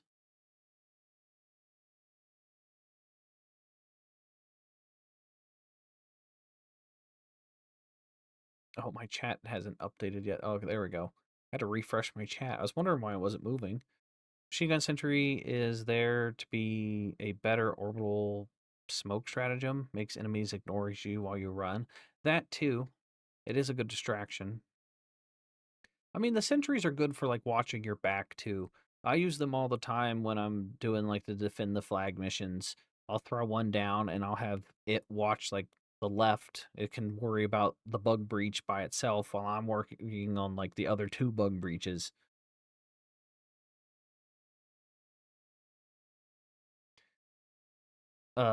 Most Helldivers YouTubers are being so negative for my taste. Yeah. I mean, like I said earlier, I get it. I know why some content creators are they come across as pretty negative. It's I mean, they come from a good spot. They just want the game to succeed. And a lot of them do have good ideas. It just some of them myself including sometimes, it's hard to say and defend your argument without sounding like you're complaining. Especially when that's all the whole point of your video. Like you have a 15-minute video you want to upload. You want to defend your position and you can only say so much and you can only think of so many certain arguments to defend your position in your video, and then you post it, and then you have like 500 counter arguments in the comment section that completely destroy your argument, and you can't have like a live debate. So like I know a lot of content creators will probably say something and it will come across as harsh or negative, and they're not really meaning it to be negative. So I'm willing to give other content creators some benefit of the doubt because I know how it goes. There's been a lot of times where I'll post a video and then immediately find out that I'm wrong about something in the comment section. And then I'm like, well, shit. Like, I know I'm wrong. I've already established that, but now I have to read like 200 more comments telling me that I'm wrong about the thing that I discovered I was wrong about in the first 30 seconds.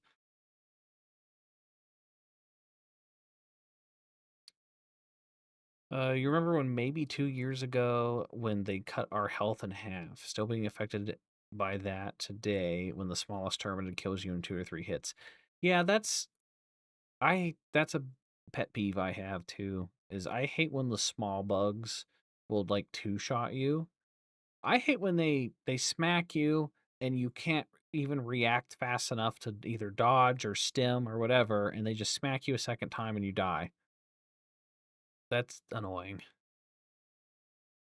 I purposely get things wrong to have people correct me in the comments. That is a strategy that people do. I know that's a thing. People will say things to get the comments engaging.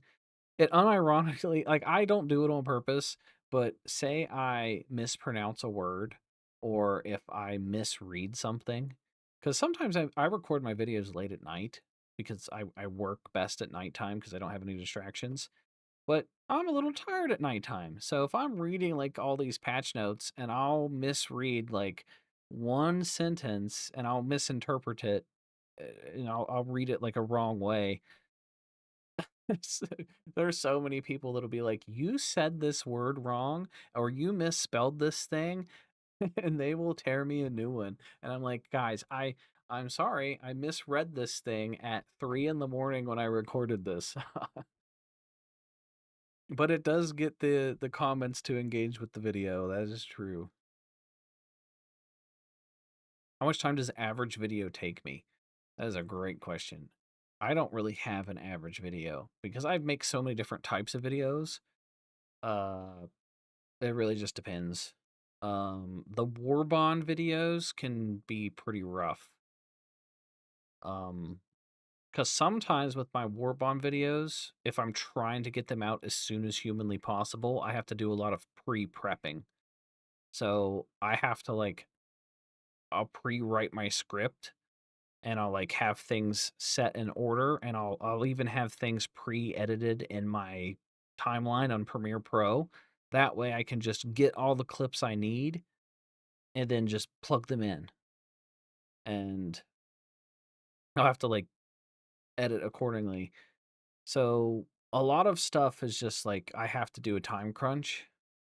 But other videos like say I want to do a tips and tricks video, I'll write down all my tips.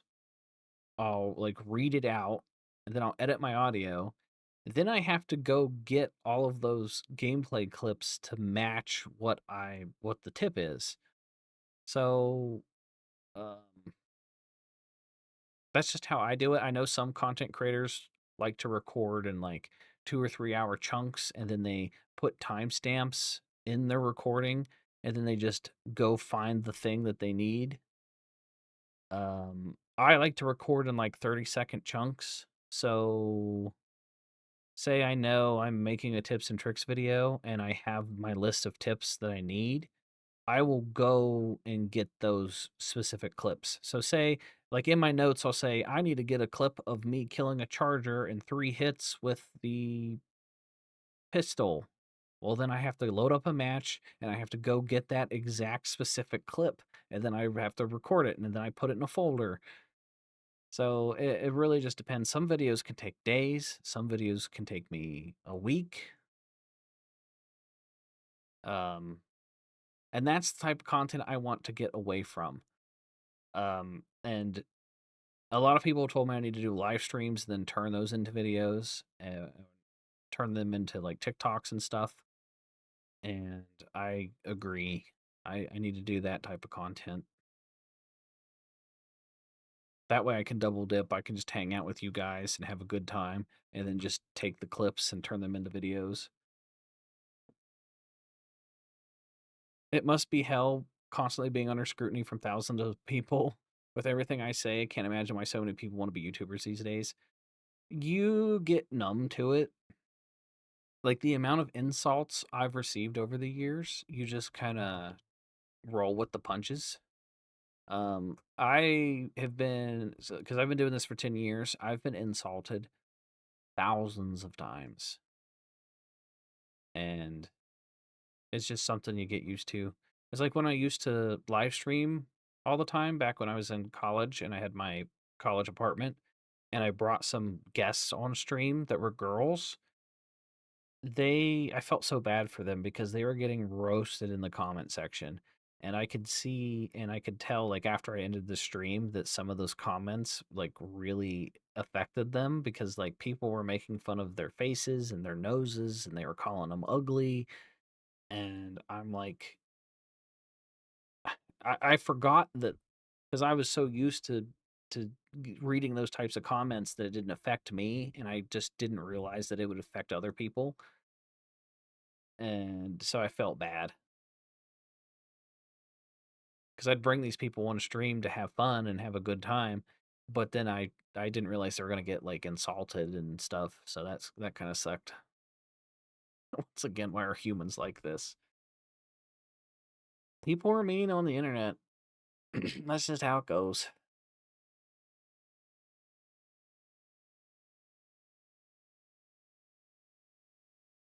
Let's check the regular Helldivers Reddit, see what they're saying.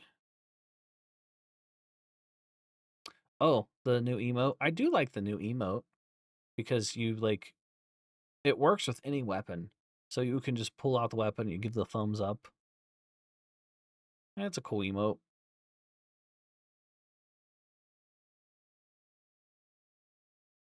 I don't like the spore strain having this. Oh, excuse me. I don't like this speed boost that they're getting. I think the speed boost is kind of dumb because it makes them faster than the fastest light armor in the game. You can't outrun them, and it kind of forces you to stand your ground and fight. And you can't always stand your ground and fight. It depends on what stratagems you bring.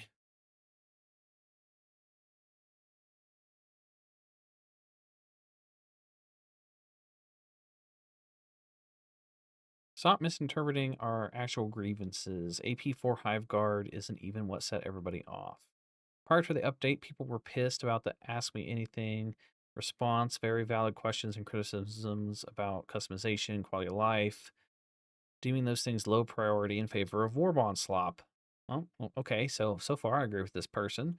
The seasonal players is what made us lose hope. The AP4 Hive Guard is just a cup of water being added to what we're already upset about.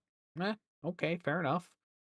Pretending that it's the main reason we are mad is disingenuous and misrepresentation of the actual problems we have in this game. The discussion around the larger problem became completely dismantled because of this, just so a subset of the community can claim victory by going just aim for the weak spots. How long is this post? When the topic wasn't even about that before the update.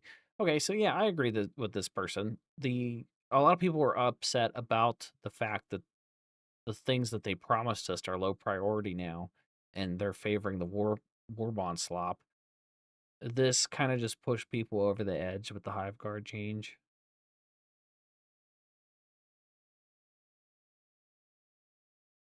Do I have to kill them with the flame or gas so they don't get the speed boost?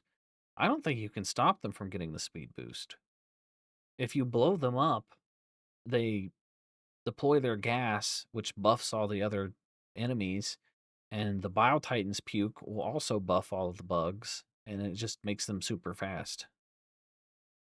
And you can't it completely shuts down a lot of builds. You can't use melee attacks against those bugs because then they all explode and they stun you slash hurt you. So melee's off the table.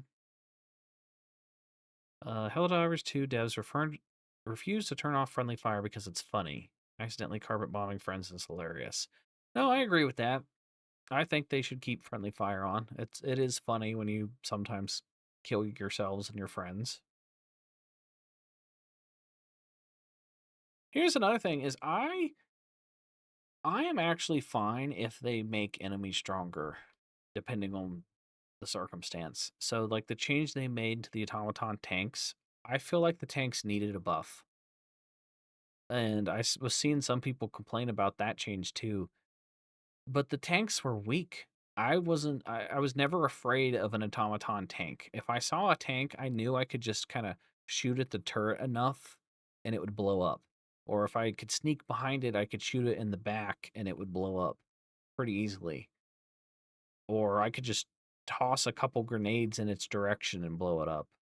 So the tank never really felt like a tank. Honestly, sometimes I would be more afraid of a heavy devastator with their unbreakable shield than I would be a tank.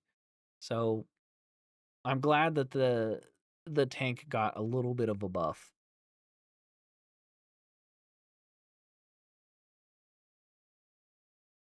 Oh yeah, this is another thing is the flamethrower on this new mech doesn't hurt you when you're up close to it.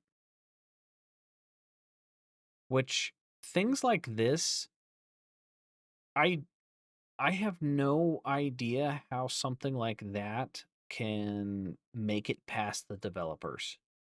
How do you not notice that? I could tell right away as soon as I tested out and got into this mech the first couple of times. I could tell that the fire wasn't working up close. It just felt off. How do the developers not realize that when all it takes is getting in this thing 2 or 3 times, and you can tell that something feels off with the fire? So I don't understand how that happens. You welcome the automaton tank getting a buff. The issue is that so many enemy buffs are really just targeted nerfs to the player kit. Yeah, kinda. Didn't the tanks only get a buff to their hull? The turrets are still as weak as before. I th- I don't remember. I know they got a buff to their hull. They got a buff to the back vents. I know the vent stayed the same on the turret, but I'm pretty sure they got additional health in the turret too. I could be wrong.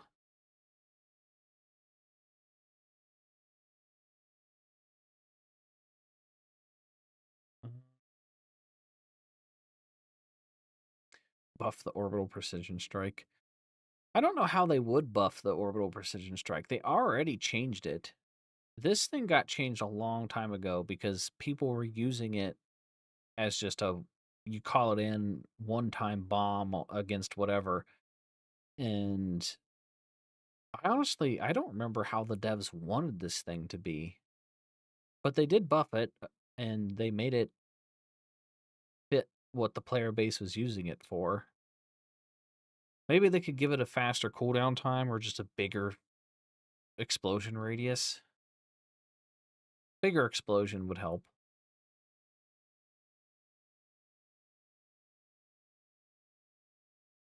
The engine block got an armor buff. Okay. I mean, that change makes sense. We know a lot of the major orders have focused on the automatons. To give you a break, here's a nice, easy major order on the Terminid front. Please kill 2 billion Terminids. We estimate it should take you 6 days. Completed the major order in 14 hours. Wow. I don't know what the major orders are ever anymore. I don't. I'm going to be honest. I don't log in. I don't check the major order. I don't care. I don't care in the slightest what the major orders are. And I feel bad. I don't know why I feel bad, but I do. Because I'm a Helldivers content creator. And if somebody asks me, hey, Swanee, what's the new major order? I have no idea. I don't care. They stopped giving me a reason to care about the major order, so I don't pay attention to the major order. But some people still do. Some people still really, pay attention to the major order. I feel like a lot of the new players probably still care because they need a lot of those medals. So they obviously want to complete the major order so they can get a big chunk of medals to help their war bonds.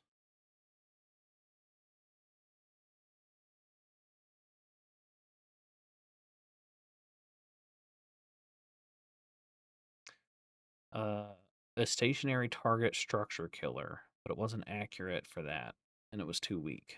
Hmm.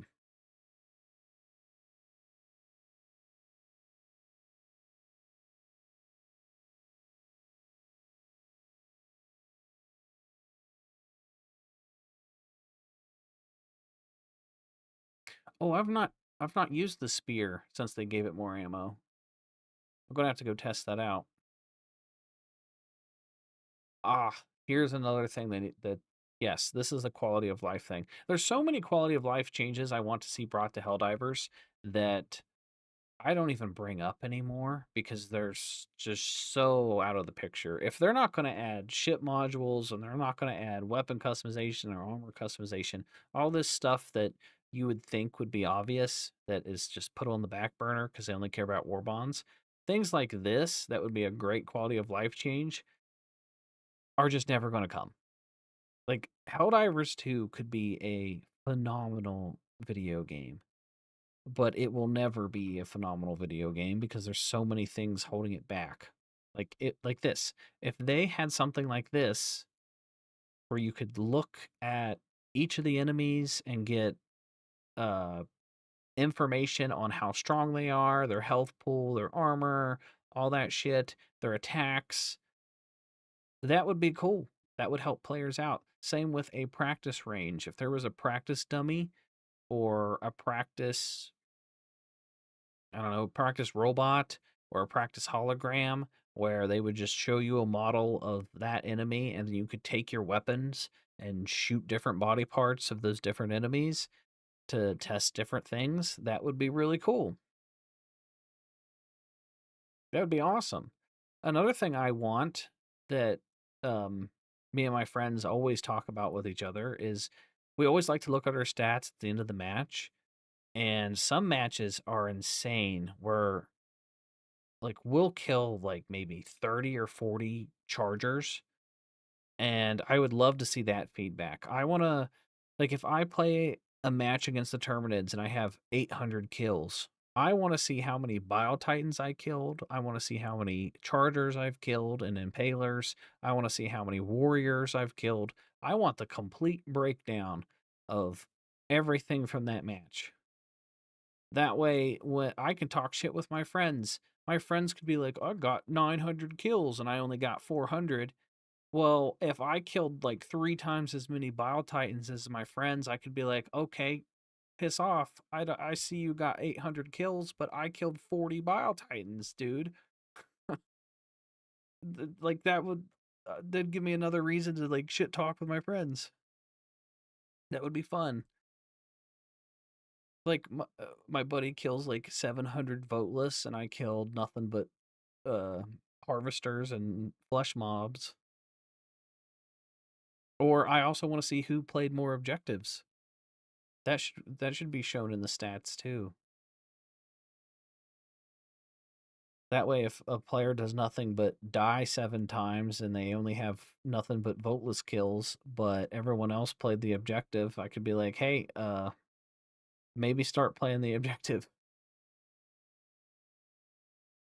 Majority of your kills end up being fellow Helldivers.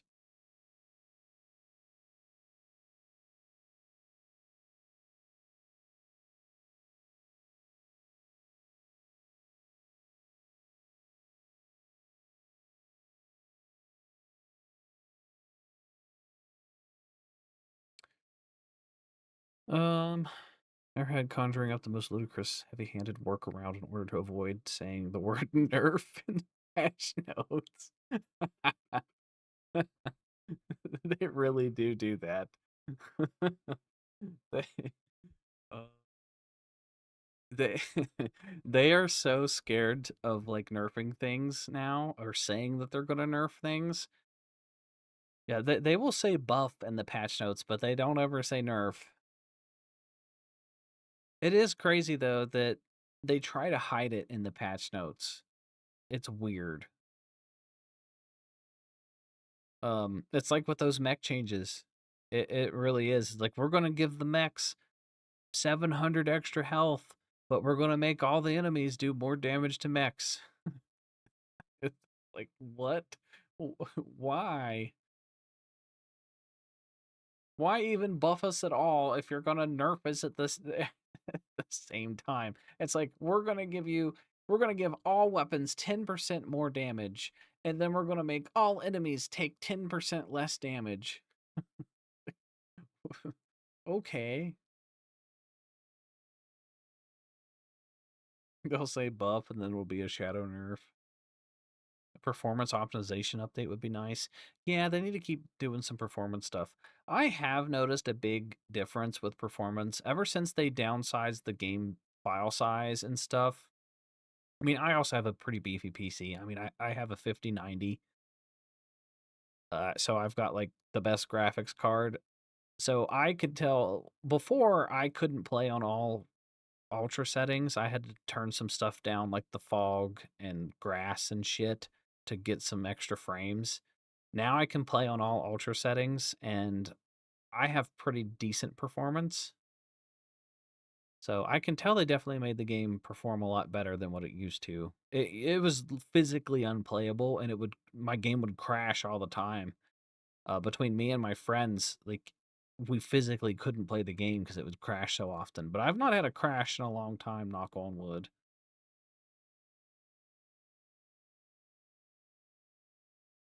Midline PC and the game has been getting smoother for me. Yeah. I feel like it's getting smoother for everybody.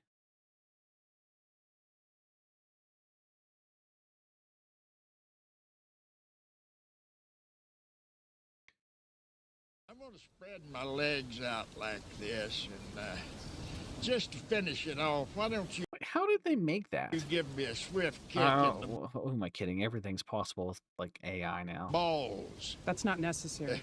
You people are all the same. You're soulless money grubbers. Please, How did they do that? That's impressive. please, no, Hey, it's do not. me a favor. Better Call Saul is such a great show. Better Call Saul's amazing.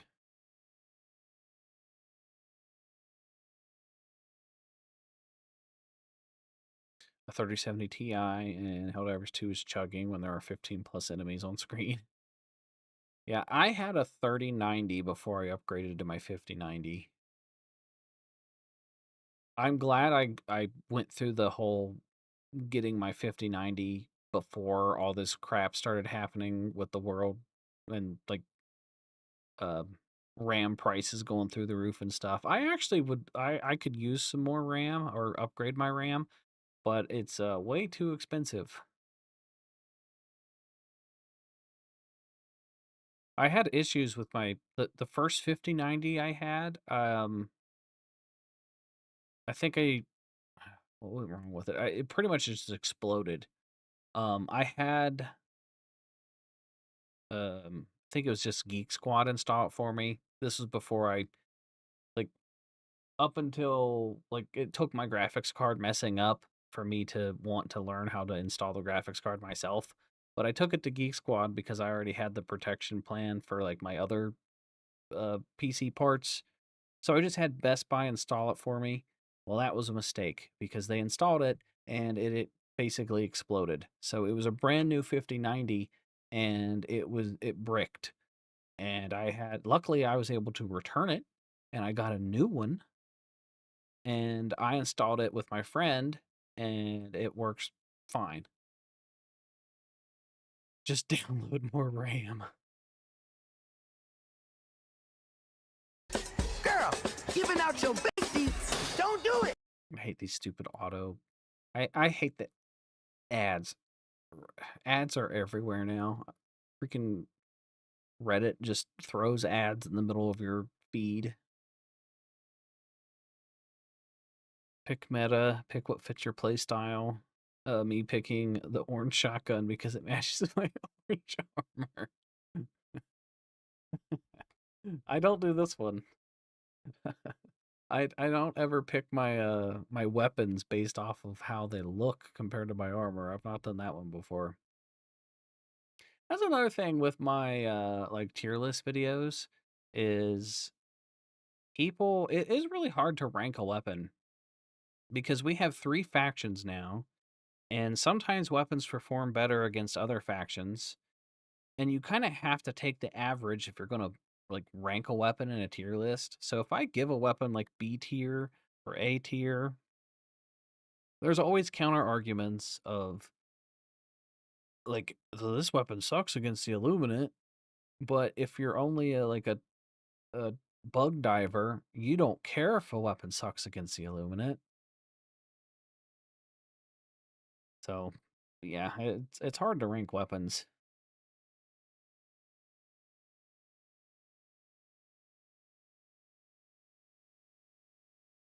I don't ever really care about meta either. I've not been like a meta diver. I don't look up what other people are using and then try to replicate that. I like to just pick what I think's fun and I like to experiment with stuff. I like to try builds and kind of theory craft and use builds that most people wouldn't think to use. The problem though is that it doesn't work out that well, like 80% of the time. Every so often I'll find a random build that I kind of threw together and it surprisingly works, but that's rare.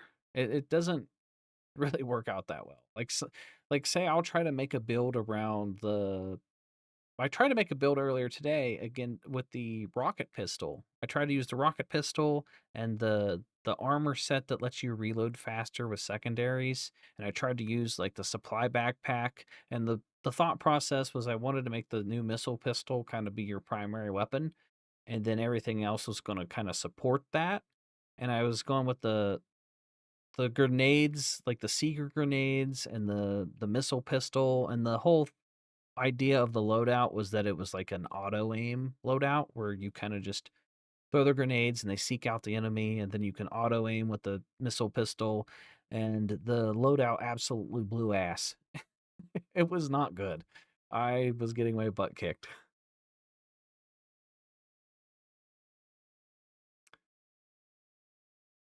Yeah, I was thinking about that. Like, you could do tier lists for each faction, and you could either make them into their own videos. You'd probably have to, because if you did 3 separate tier lists in one video, it would be a lot. One, it would confuse the viewers a little bit. You wouldn't think that it would, but it would. And it would be a lot of work. It would take a lot to get that video out.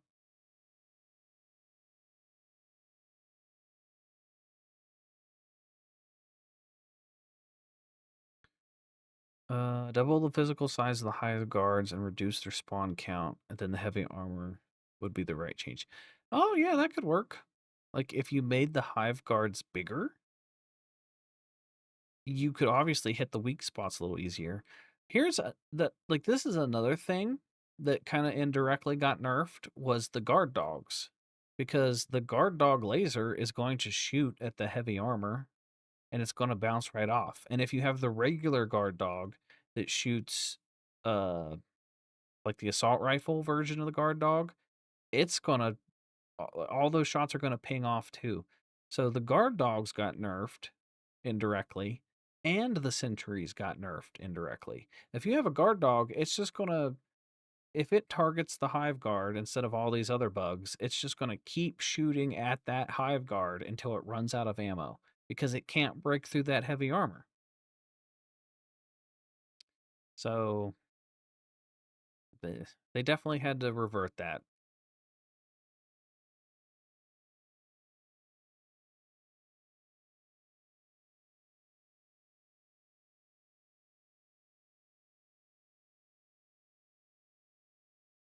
The state of the turret's health.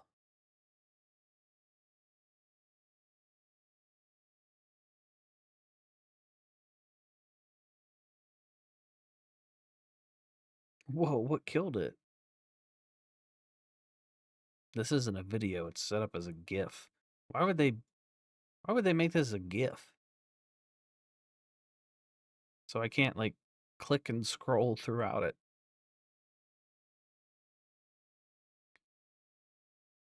Oh, it was a shrieker body. A dead shrieker blew up the turret. Oh man. Those dead shriekers do a lot of damage. People were mad about the durable damage increase. Why they buff the mech and then nerf it, ignoring and that it affects other stratagems like turrets. Is like balancing just in the sake of balance.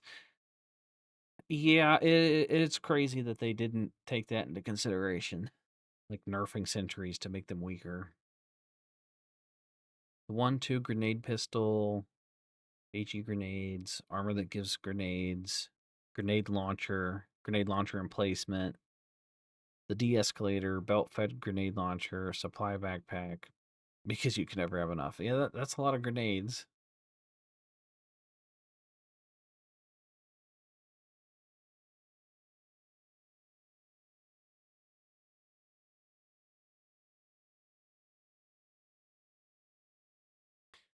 I mean, it's not the end of the world if like the machine gun sentry dies a little easy, because you can call it back in pretty quickly.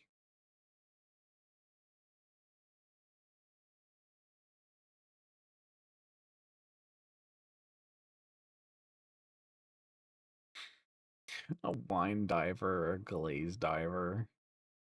That pretty much sums it up. Yeah.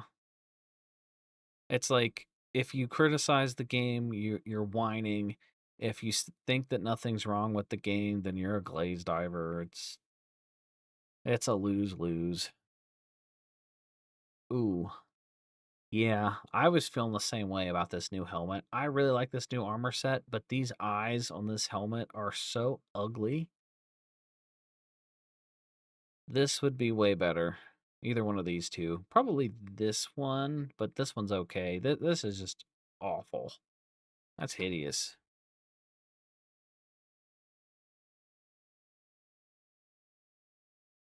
Ooh, that would be a good idea. Charging with the ballistic shield.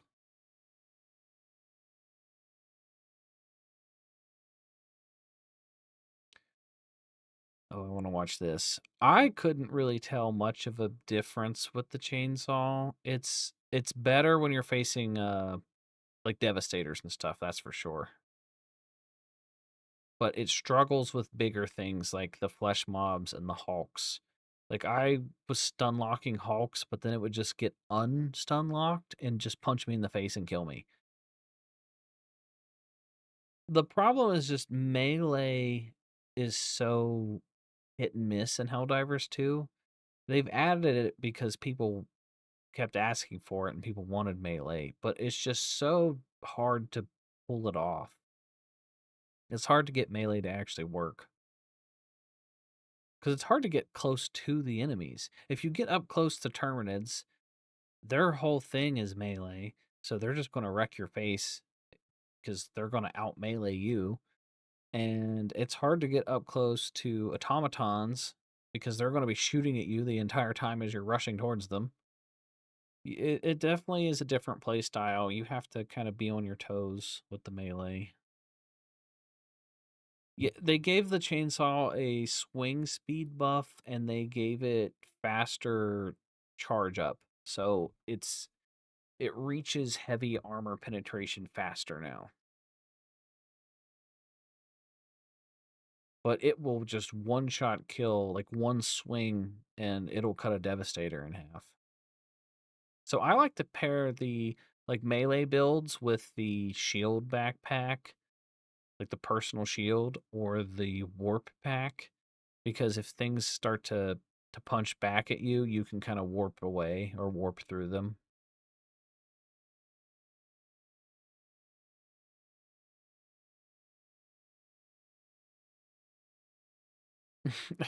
Yeah, I mean, technically the big iron would still punch through the hive guard. It was an amazing idea that was executed terribly. Does this person elaborate? Because I agree. Should be encouraged to shoot the weak spot to kill the enemy quickly, but not at the cost of many guns and sentries getting hard locked onto them. You'd have liked to see the flesh mob treatment for these guys. Keep it. Yeah. So I agree. I think there's ways that they can buff the hive guard to make it more of a challenge without completely making them like nerfing them into the ground. They just executed it poorly. I hope they revisit this. And I hope this doesn't make them afraid of tweaking enemies in the future because people are going to just be enraged. So, yes, it is fun to shoot at the weak points, but not at the expense of like, yeah, like the minigun or something.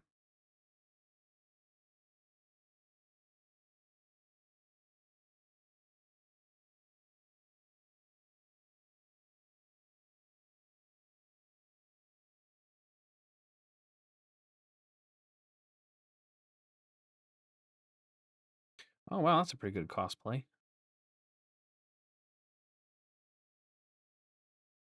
I want to get like a 3D printer and start making my own cosplays and costumes. I think that would be cool.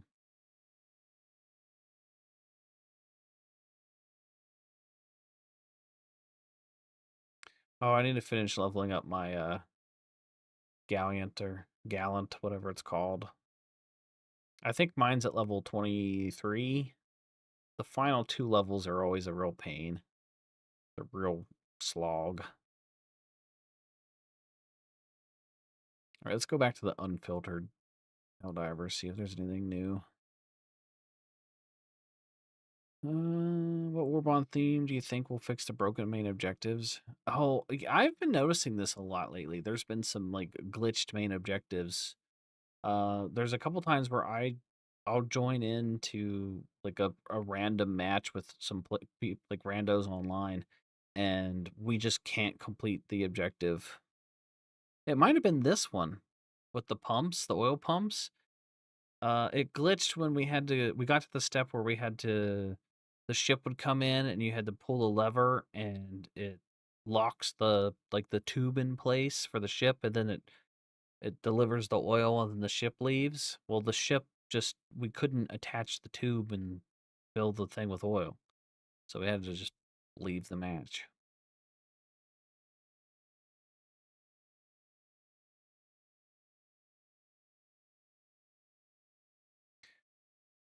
Get a bamboo if I'm going to get filament printer for cosplay. Plug and play as it gets. Yeah, I've not researched anything into the 3D printers. That was kind of a side hustle I was wanting to do. My original plan was I wanted to get into 3D printing and then tie it to my YouTube channel and kind of sell things on the side. But that's that's a whole process, and I didn't really want to convert my entire garage into a 3D printing workshop.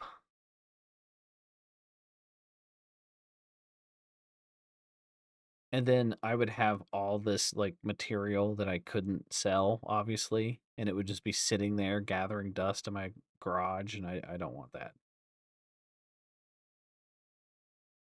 Yes, the Seif cannon stops you from loading shells. So yeah, that's true. Wait, what am I searching by? Hot?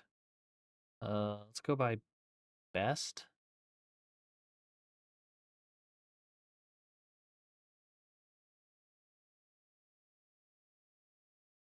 It's kind of the same. It's literally the same stuff.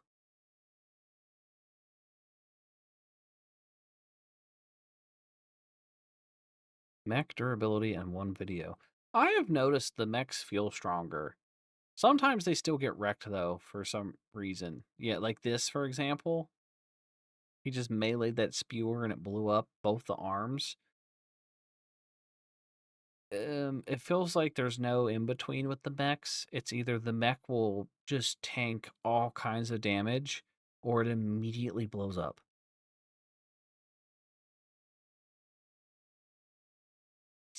Swanee Prince. Well, yeah, that's a good idea.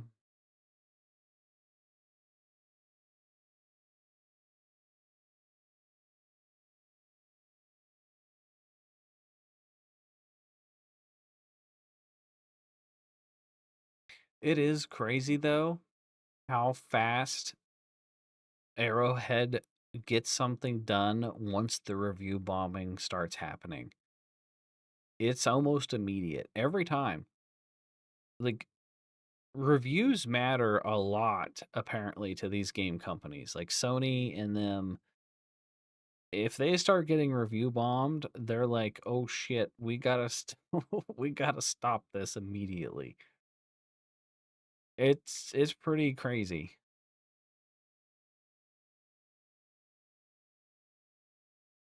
Removing the instant death for the next with the leg damage.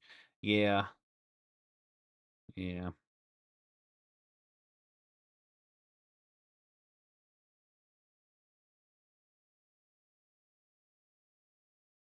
Yeah, it seems like a lot of these comments are all kind of the same. A lot of these posts are just people complaining about the other group of people.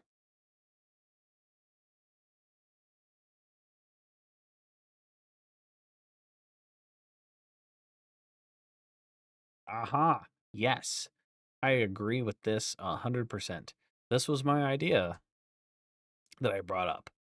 That also looks cool. If you're going to have a hive guard, oh, you can't really see it because my camera's in the way. But yeah, a stronger looking hive guard that has heavy armor plating, it would make sense. Make it its own variant. We just got a new Bile Titan variant. Give us a new hive guard variant. Screw that group. That isn't my group. That's how everybody feels. It's as if they can't ignore reviews. They actually can't. Shams was saying that Sony called him and was like, "What the fuck are you guys doing during the escalation of freedom debacle?" Yeah, I bet they get a call real quick if they start getting review bombed.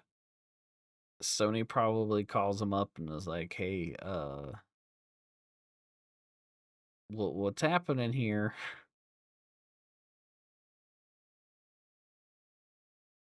Uh, That's crazy. This has happened so many times. This happened like 4 or 5 times. Well, it happened a couple times. Then they said they were going to give us their review bomb cape as a meme because it happened so often. Then it happened like 5 or 6 more times before we even got the cape. Now we finally have the cape, and it's still happening after the fact.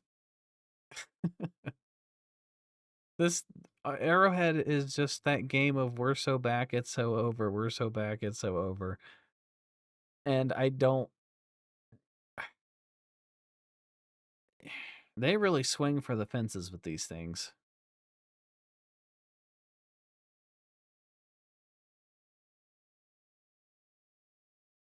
Sony dragged them into the 60-day plan, kicking and streaming.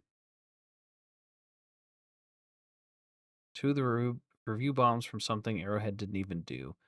Probably. It probably. People review bomb over everything.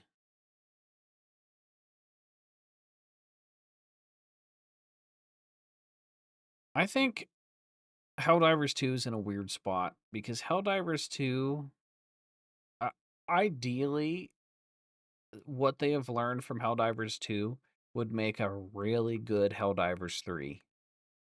But the longer Helldivers 2 goes on with its live service, which they're probably going to try to stretch for as long as possible, the the bigger Helldivers 2 gets, the harder it's going to be to follow up with a sequel because expectations are going to be through the roof. Like if Helldivers 2 has 100 stratagems and primary weapons, if Helldivers 3 releases and there's only like 10 primary weapons, people are going to be like, this game isn't as good as Helldivers 2. It's the same. That's the curse of Battlefront 3. It's like if EA wanted to make a Battlefront 3, if it doesn't release with as much content as Battlefront 2 did, people are going to be not very happy. You can't go down in quality. Like, you can't backtrack, or your fans are going to be a little upset. But if they made a Helldivers 3, it would be on a new engine, so it would probably run better. And they would do a lot of the things that people were suggesting from the like immediately. Like that would just be part of the base game. They would probably have a stat menu. They would probably have an armory and armor customization and all this kind of stuff that people want. This was a $35 game that you bought 2 years ago. Nothing was promised beyond the initial purchase, beyond the new war bonds. The fact that they added so much content is absolutely wild. Yes, I agree with you.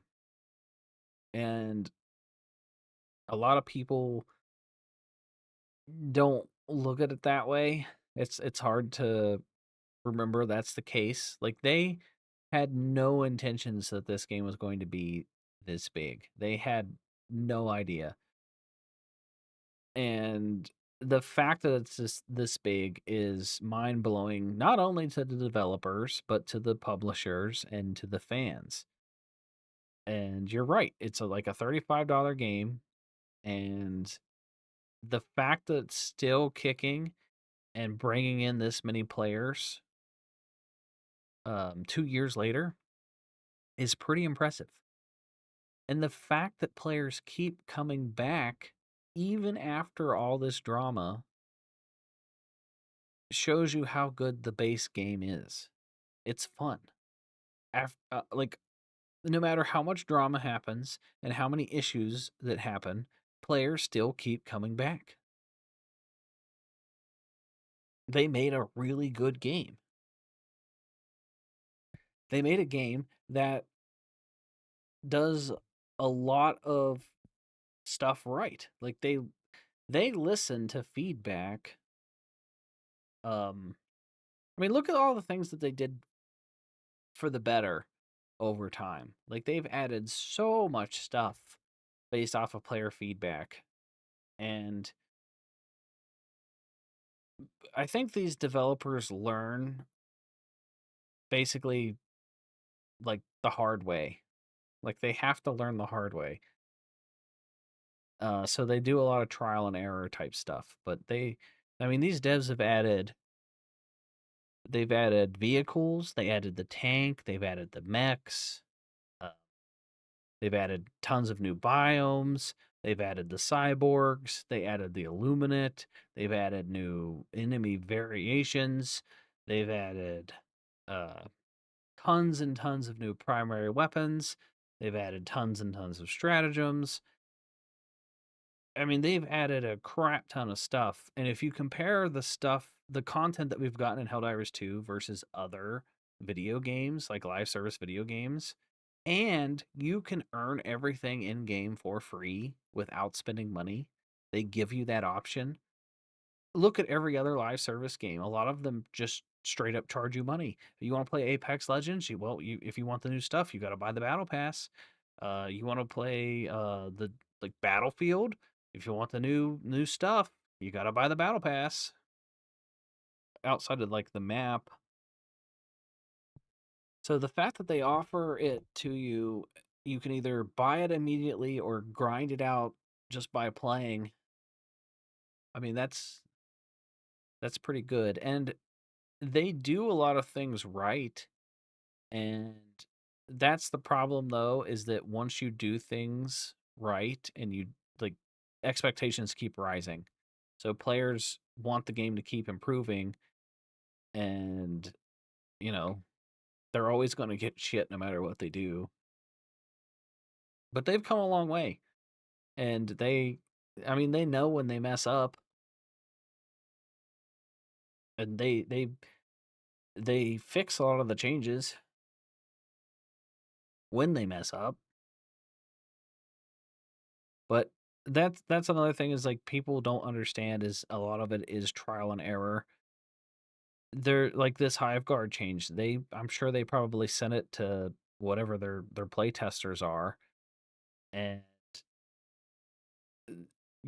what the play testers report back to the developers versus what the player base is. It's going to be two completely different things sometimes. Gamers have this weird sense of entitlement now where they're infuriated if devs aren't bending over backwards for them, all while screaming that the game companies are abusing and neglecting them. Yeah, gaming's in a weird spot. Gaming is just in a weird place in general. Because a lot of these big AAA games are. A lot of the big AAA games are kind of losing the plot. They've gotten too greedy with microtransactions and stuff. Ugh. I stopped playing a lot of the games that have battle passes and shit. I've learned my lesson with battle passes. I've bought I've purchased too many battle passes where I've bought battle passes for Fortnite, I've bought battle passes for Apex, and you reach this point of realization where you're like, I when do you ever get your money's worth out of a battle pass? I don't play Apex Legends anymore. So every battle pass I bought for Apex Legends is just useless. So I don't buy battle passes anymore unless it's a game that I know I'm going to be, pumping my time into.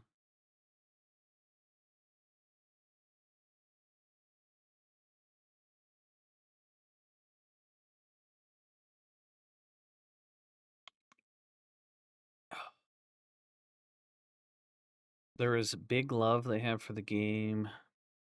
They do make a lot of forced errors, though. At least they aren't using AI to poorly design things like Dice in Battlefield 6.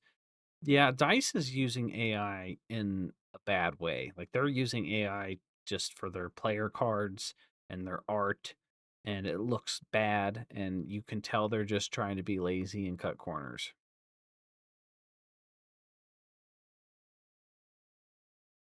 Back in the PS2 days where there's basically no player dev interaction, you'd be lucky if some game breaking bug was even identified, let alone fixed. Yeah, exactly. Like back in the PlayStation 2, PlayStation 3 era and before, games like clear back in the Super Nintendo, Nintendo 64 days and stuff, PlayStation 1, if there's a glitch, well, that's just part of the game. That's just how it goes. If there's a game breaking bug, uh, well, then your game just doesn't work.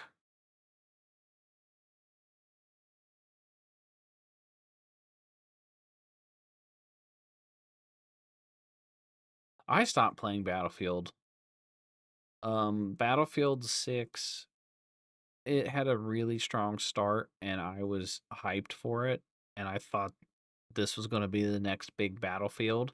And then as soon as the first Battle Pass released and they added the microtransaction store, I saw the red flag and I was like, this is EA being EA. It's going to be downhill from here. And I was right. And it's been downhill from there. And there's not much of a player base left for Battlefield 6. EA needs to, like, they're pros at ruining Battlefield. That's what I don't understand about a lot of these game companies is they don't hire gamers to like run these companies. They don't hire gamers to try to think of new innovative ways to make money. They just keep trying to all do the same shit. Let's add battle passes, let's add $20 skins, let's make a just jam pack the game full of microtransactions. Let's focus less on making content and more focus on pumping out microtransactions. And if they would just make a good game, people would stick around for longer and they would probably buy more microtransactions. It's the same problem with that Helldivers is making right now. Helldivers is like, okay, we're making more money off war bonds. We got to keep up these war bonds, and you're going to lose the player base. All these games keep falling into that trap. They try to, they'll have a good, strong foundation. Players are excited. Then they get too greedy and they focus on just trying to make money, and they stop caring about making a good game. Most CEOs don't even play video games. Yeah, they probably don't.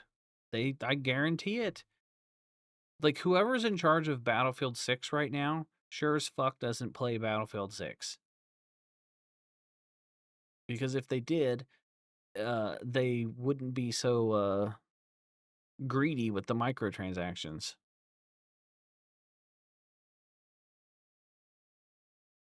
It is like you have to add more maps. You have to like Battlefield 6 keeps adding these temporary game modes as part of their battle pass system. Like we're doing a new season and you guys have to have FOMO. You got to play the new game mode or you're going to miss out on playing the new game mode. And then the game mode goes away. People don't play Battlefield 6 for temporary game modes. That's not that's not what gets people to play Battlefield. You play Battlefield because you want big, epic matches with explosions and buildings getting destroyed and just complete chaos and those memorable moments of I was in a tank and I shot a shell and it went like a mile off in the distance and it randomly hit a jeep and exploded and killed 7 people. Not, oh, I want to play some temporary game mode where it's like Call of Duty Deathmatch.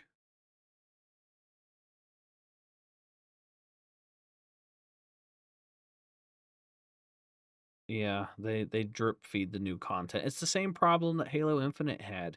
Halo Infinite started strong and they made all these promises. Me and my friends all thought they were going to do uh like a continuation of the Halo campaign because that's what they said.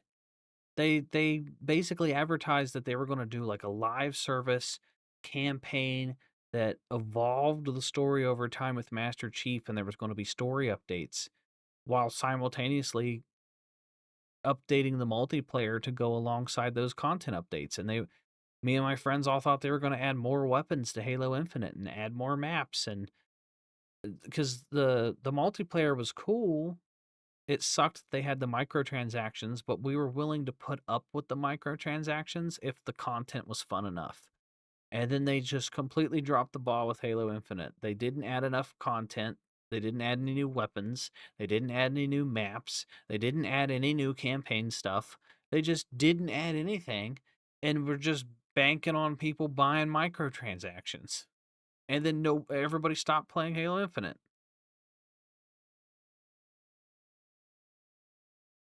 It You know what sucks is it's that feeling of I've played video games my entire life. I feel like I could make a banger video game if I was in charge of one, but I don't have the funding or the know-how to do it. Like I know what players want in a game, and it sucks to see all these great games just fail due to greed. Greed takes over, and it always takes over with these companies. And then all the games that actually treat the player base right are like the diamonds in the rough. That's why Helldivers 2 succeeded to begin with, is because they made a great game.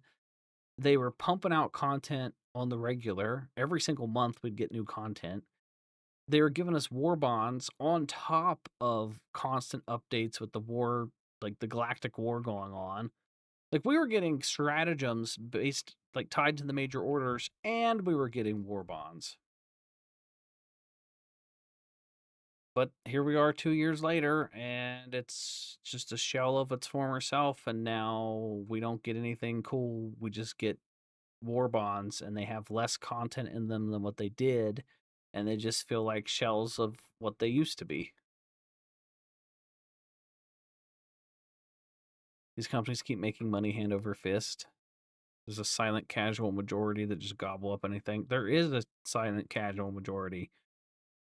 I couldn't tell you, like, believe it or not, there are people that still make brand new YouTube accounts every day. It's their first time ever making a YouTube account. There are people that don't watch YouTube. Like to you and me, we were on social media. We probably watch YouTube every single day.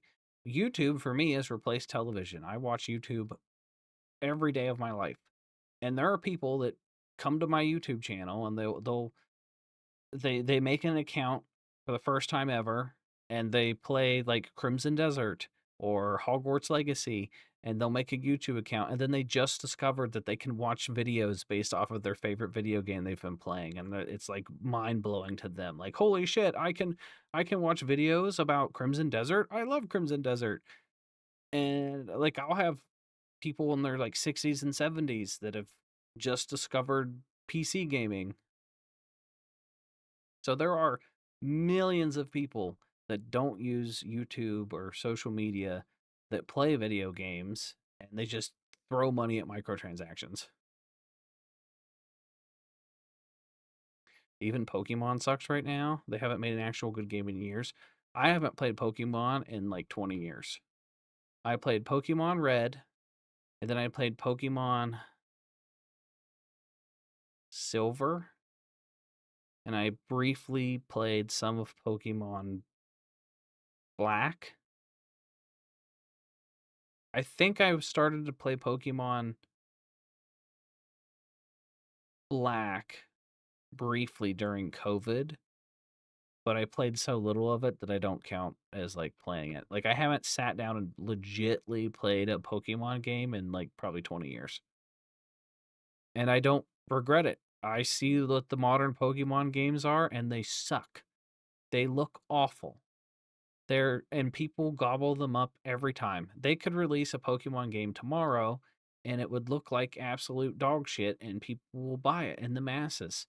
Pokemon could be so much better than what it is if they focused on making a good game, but they know that they can get away with not. It's like, well, we could take our time and put more money and resources into this, or we could half-ass it and still make a bajillion dollars. So of course they're going to half-ass it. But Pokemon, yeah, Pokemon was better back when, like, even back in the Nintendo 64, they had Pokemon Coliseum where you could take your Game Boy and you could, like, use your Pokemon in Pokemon Coliseum. And that was, like, mind-blowing. And even Pokemon Coliseum, I think Pokemon Coliseum on the Nintendo 64 is better than modern Pokemon today. I see some like gameplay of like the past 2 or 3 Pokemon games, and I don't see the appeal at all. I think the graphics look worse. I like the old 2D graphics on the Game Boy Color better than the modern graphics of like whatever the hell they're doing now. It just looks so sloppy and fake. That's the thing with all those like anime games. Uh, like anytime I play a Dragon Ball game and they have like a hub area, like in Dragon Ball Raging Blast or no Sparking Zero is the new one. Uh, whatever Dragon Ball game, they always have the hub areas, and it's always so cheesy. And all those anime games, you can tell they just don't put much effort into them.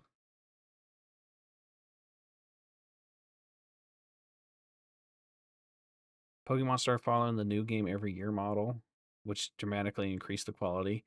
I see. I want to play a Pokemon game. I get the itch. I really like every time I hear there's going to be a new Pokemon, I want to play Pokemon. I want to get back into Pokemon. I miss it. I played the crap out of it when I was a kid. But then I do some investigating and I look into whatever the new Pokemon is and I'm like, "Oh my god, this looks so bad."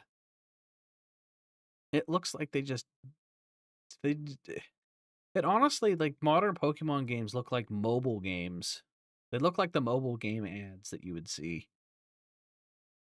Oh, man, my nose keeps itching.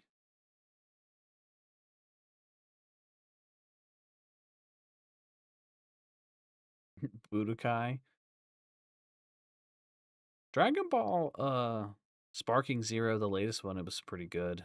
I know there's some new, DLC that's coming out for it.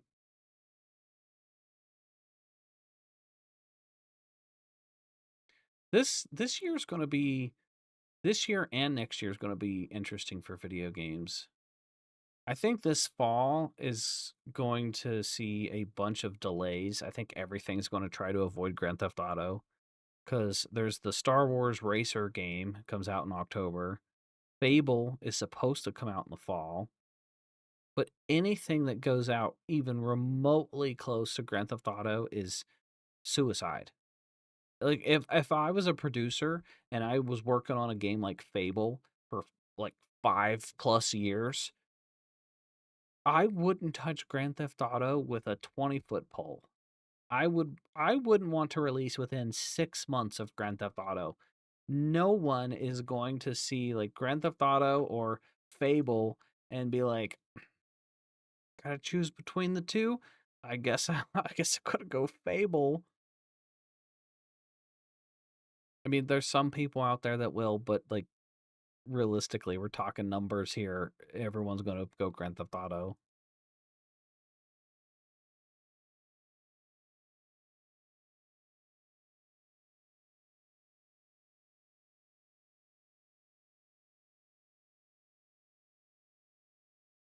Grand Theft Auto 6 turns out to be mid. I mean, it's possible because when you have a game as hyped as Grand Theft Auto 6, I feel like people are going to overhype it. I mean, people are expecting just to be completely mind blown by whatever Grand Theft Auto 6 is going to be. So I feel like expectations could be too high. I mean, this is the most anticipated video game in history. Let's be real here. Like, it's going to make unbelievable money on day one. It's going to smash records. The online portion is going to break the internet. I guarantee the servers aren't going to work right. It's going to make mountains of money. It's going to be the number one form of entertainment in history. And it's been delayed multiple times. And no matter what, even if the game is not good, people aren't going to know until they buy it. And people are going to buy it in the masses as soon as it releases. And I feel like Grand Theft Auto 6 is such a big game that they don't have to give out review codes. Most game companies give out review codes because that kind of helps with their advertising, and uh, that's a choice that they make. They give review codes out to media outlets to, 'cause if it gets good reviews, then that'll help sell the game. If it gets bad reviews, though, then that's the risk they have to take. But Grand Theft Auto doesn't need to give out review codes. They don't need to give out codes to content creators or media outlets. The game is so big, it's gonna sell no matter what. I wouldn't risk it if I was them. I wouldn't give out a single code to any content creators because one, you're gonna risk like the campaign and stuff getting leaked. And two, that's like, why even risk that?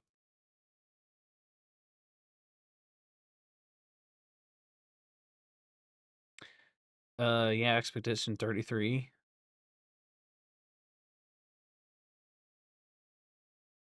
Elden Ring, Baldur's Gate 3, Kingdom Come 2, Cyberpunk.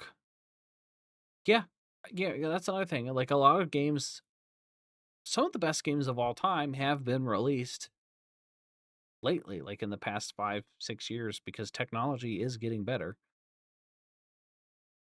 I'm waiting for when we get an RPG that uses AI in the like correct way.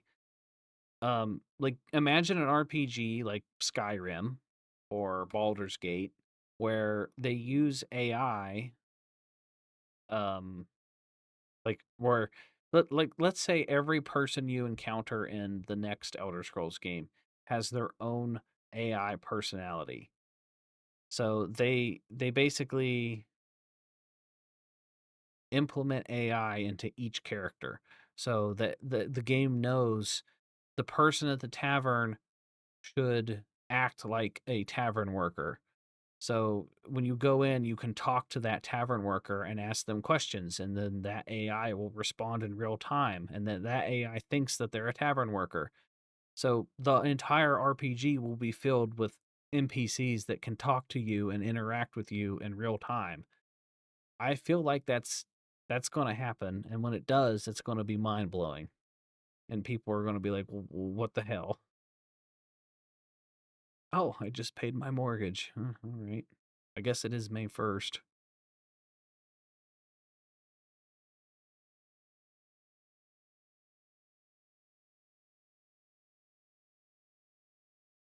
There are mods for that in Skyrim already, isn't there? There probably is. They have some pretty crazy mods for Skyrim. But I feel like when that does happen, it's going to be just mind-blowing. It'll literally create infinite amount of like endless playtime. If I could play like the next Elder Scrolls and I could go in and play and every NPC has their own basically their own mind and you can talk to them, everyone's going to have a different experience. An AI that serves as a game master that can dynamically create characters and worlds that truly live and breathe and evolve with the player dynamically. Yeah, that's the type of AI that I want to see implemented in video games, not let's use AI to replace all of our developers and use AI to like create all of our artwork. There's AI dialogue generators for Skyrim. That's crazy. So if the technology exists where people can make mods to do AI generators for Skyrim, then the technology exists for Bethesda to literally implement that into the next game. but boy, would it be buggy as hell. Sucks seeing Helldivers 2 where it's at now. It was such a blast playing.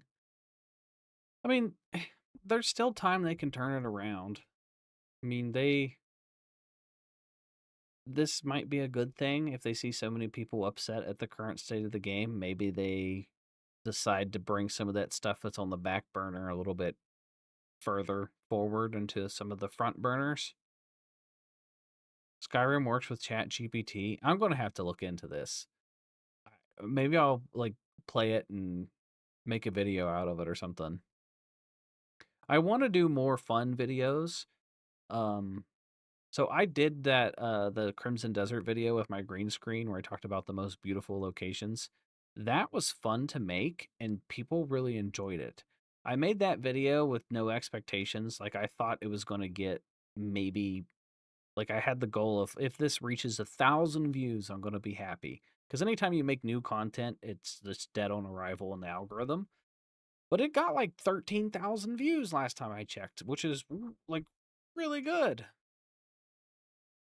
So I want to do more fun stuff like that, where I just kind of, it's like an Any Austin type of video. All my videos are fun. Well, thanks. You saw my previous vid about Helldivers 2. Do I think they will turn it around? Does it feel like some things we've been expecting for a long time aren't being done?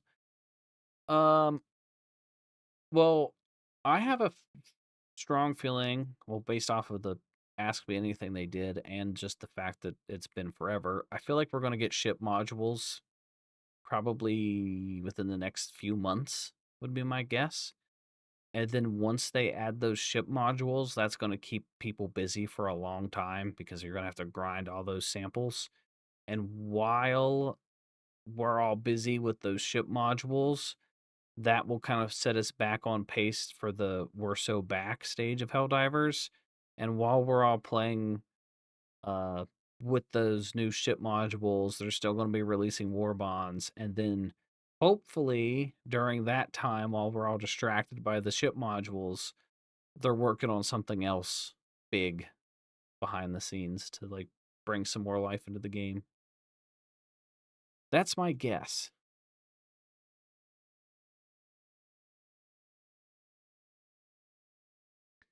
1 to 2 more stratagem slots for base loadouts. That would be cool.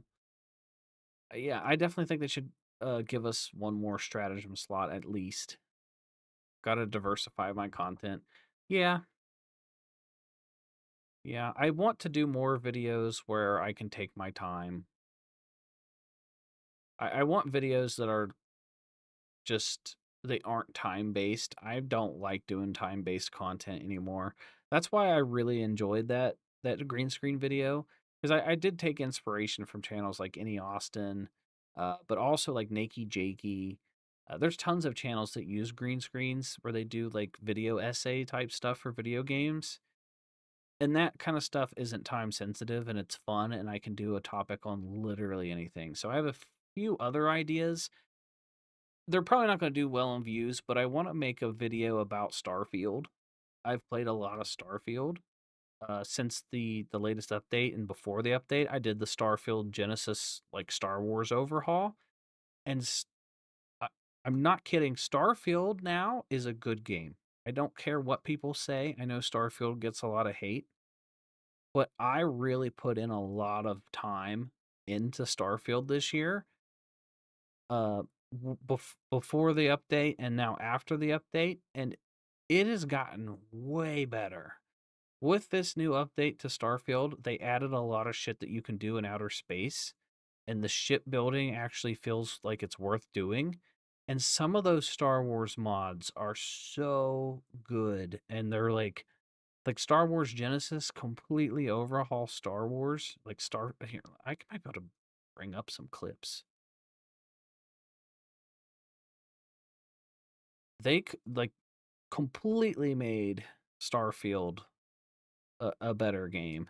It's still not perfect. I'm not saying it's perfect, but it's way better.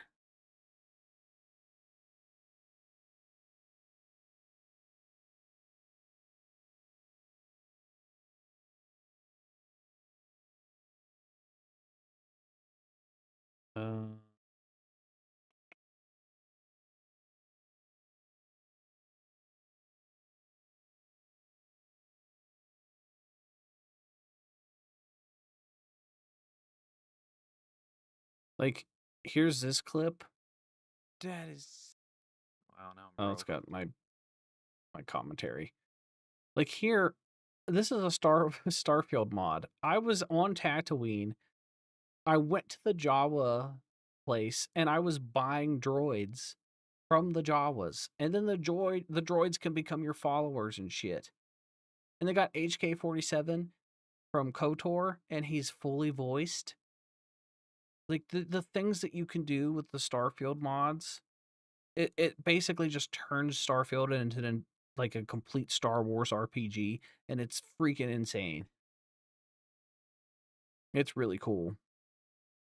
I also have, where is it at? I did my like I have a player home in Starfield.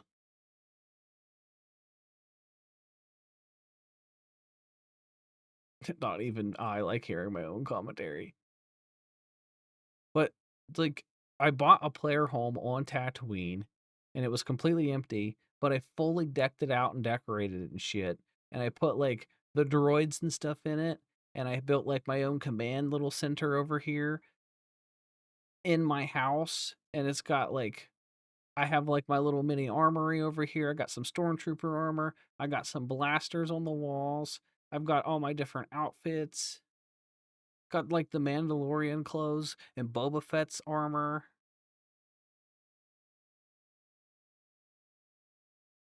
Like Starfield is the ultimate Star Wars RPG right now.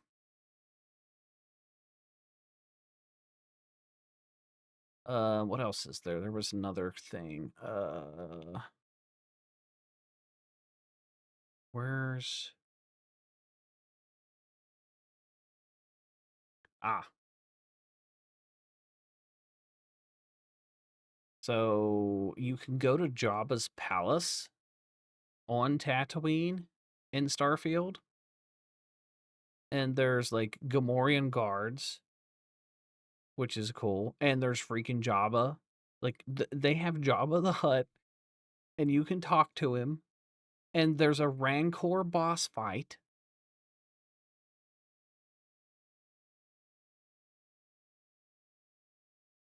It's crazy.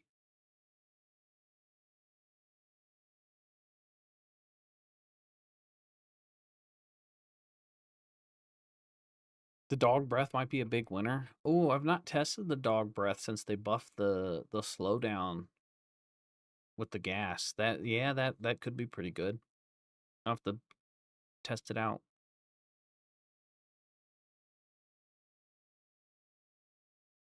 But I say it fulfills the space exploration fantasy better than No Man's Sky. I've not played No Man's Sky in a minute, but yes. I feel like there's more to do in Starfield than No Man's Sky. No Man's Sky to me feels empty. There's a lot to do in No Man's Sky, but at a certain point, No Man's Sky, it feels hollow. It feels like you're just kind of gathering resources. At least in Starfield, there's a lot of missions and side content and different things.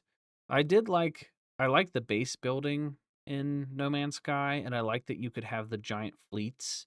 You could have your own like capital ship, and then you could have all the smaller ships and stuff. So I did do a lot of dabbling with like the capital ships and everything. You can pump in like a lot of time uh into No Man's Sky.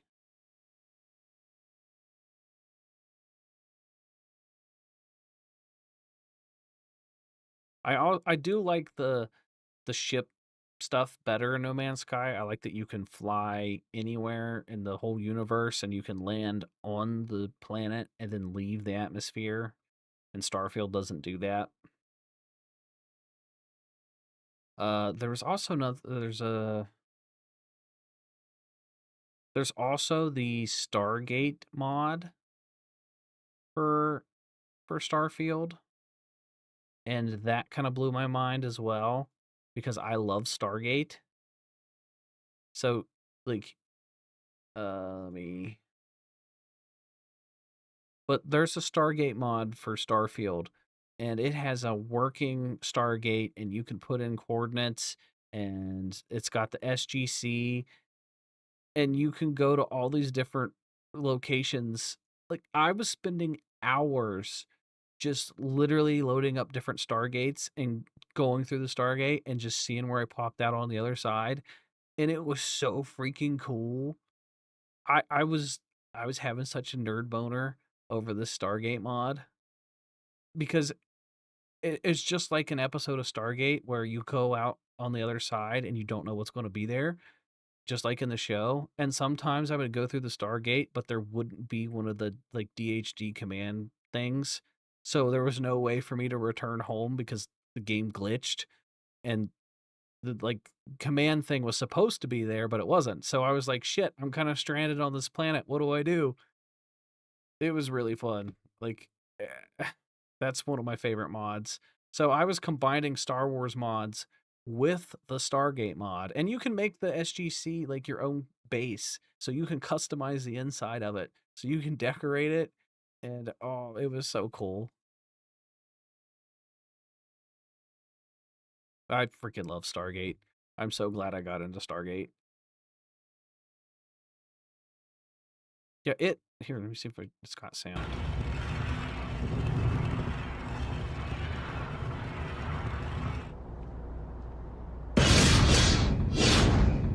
Yeah, like it's the whole thing. It's amazing. So if anybody's a fan of Star Wars or Stargate, go play Starfield and mod it. Trust me. It's a ton of fun.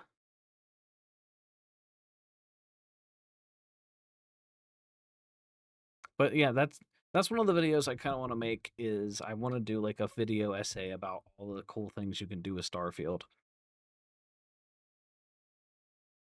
That sound is pure nostalgia, but loud. It is, yeah, it is loud in the game too. It's probably because the audio files that they used in the mod, they probably just downloaded them and then didn't, you know, turn them down any.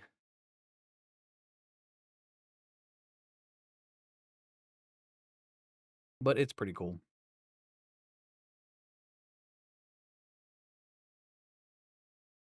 They're actually redoing Stargate. It's going to be on Amazon Prime within the next couple of years, which is cool.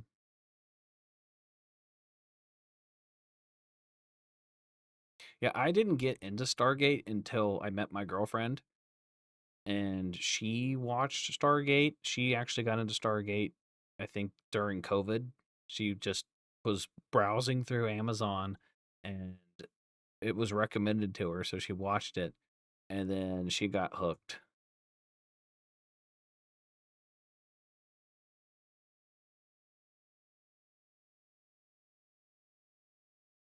Don't tell me that after Rings of Power.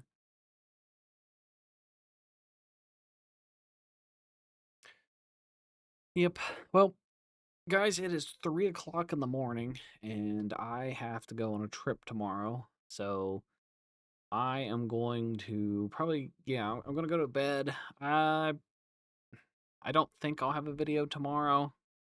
I don't know, but I plan on streaming when I get back, either Saturday night or maybe Sunday. I'll probably stream again. Um, but yeah. Thank you guys for watching. I had fun. It was fun kind of hanging out with you guys. Um, uh, yeah. So I guess I'll talk to you guys next time. So bye bye.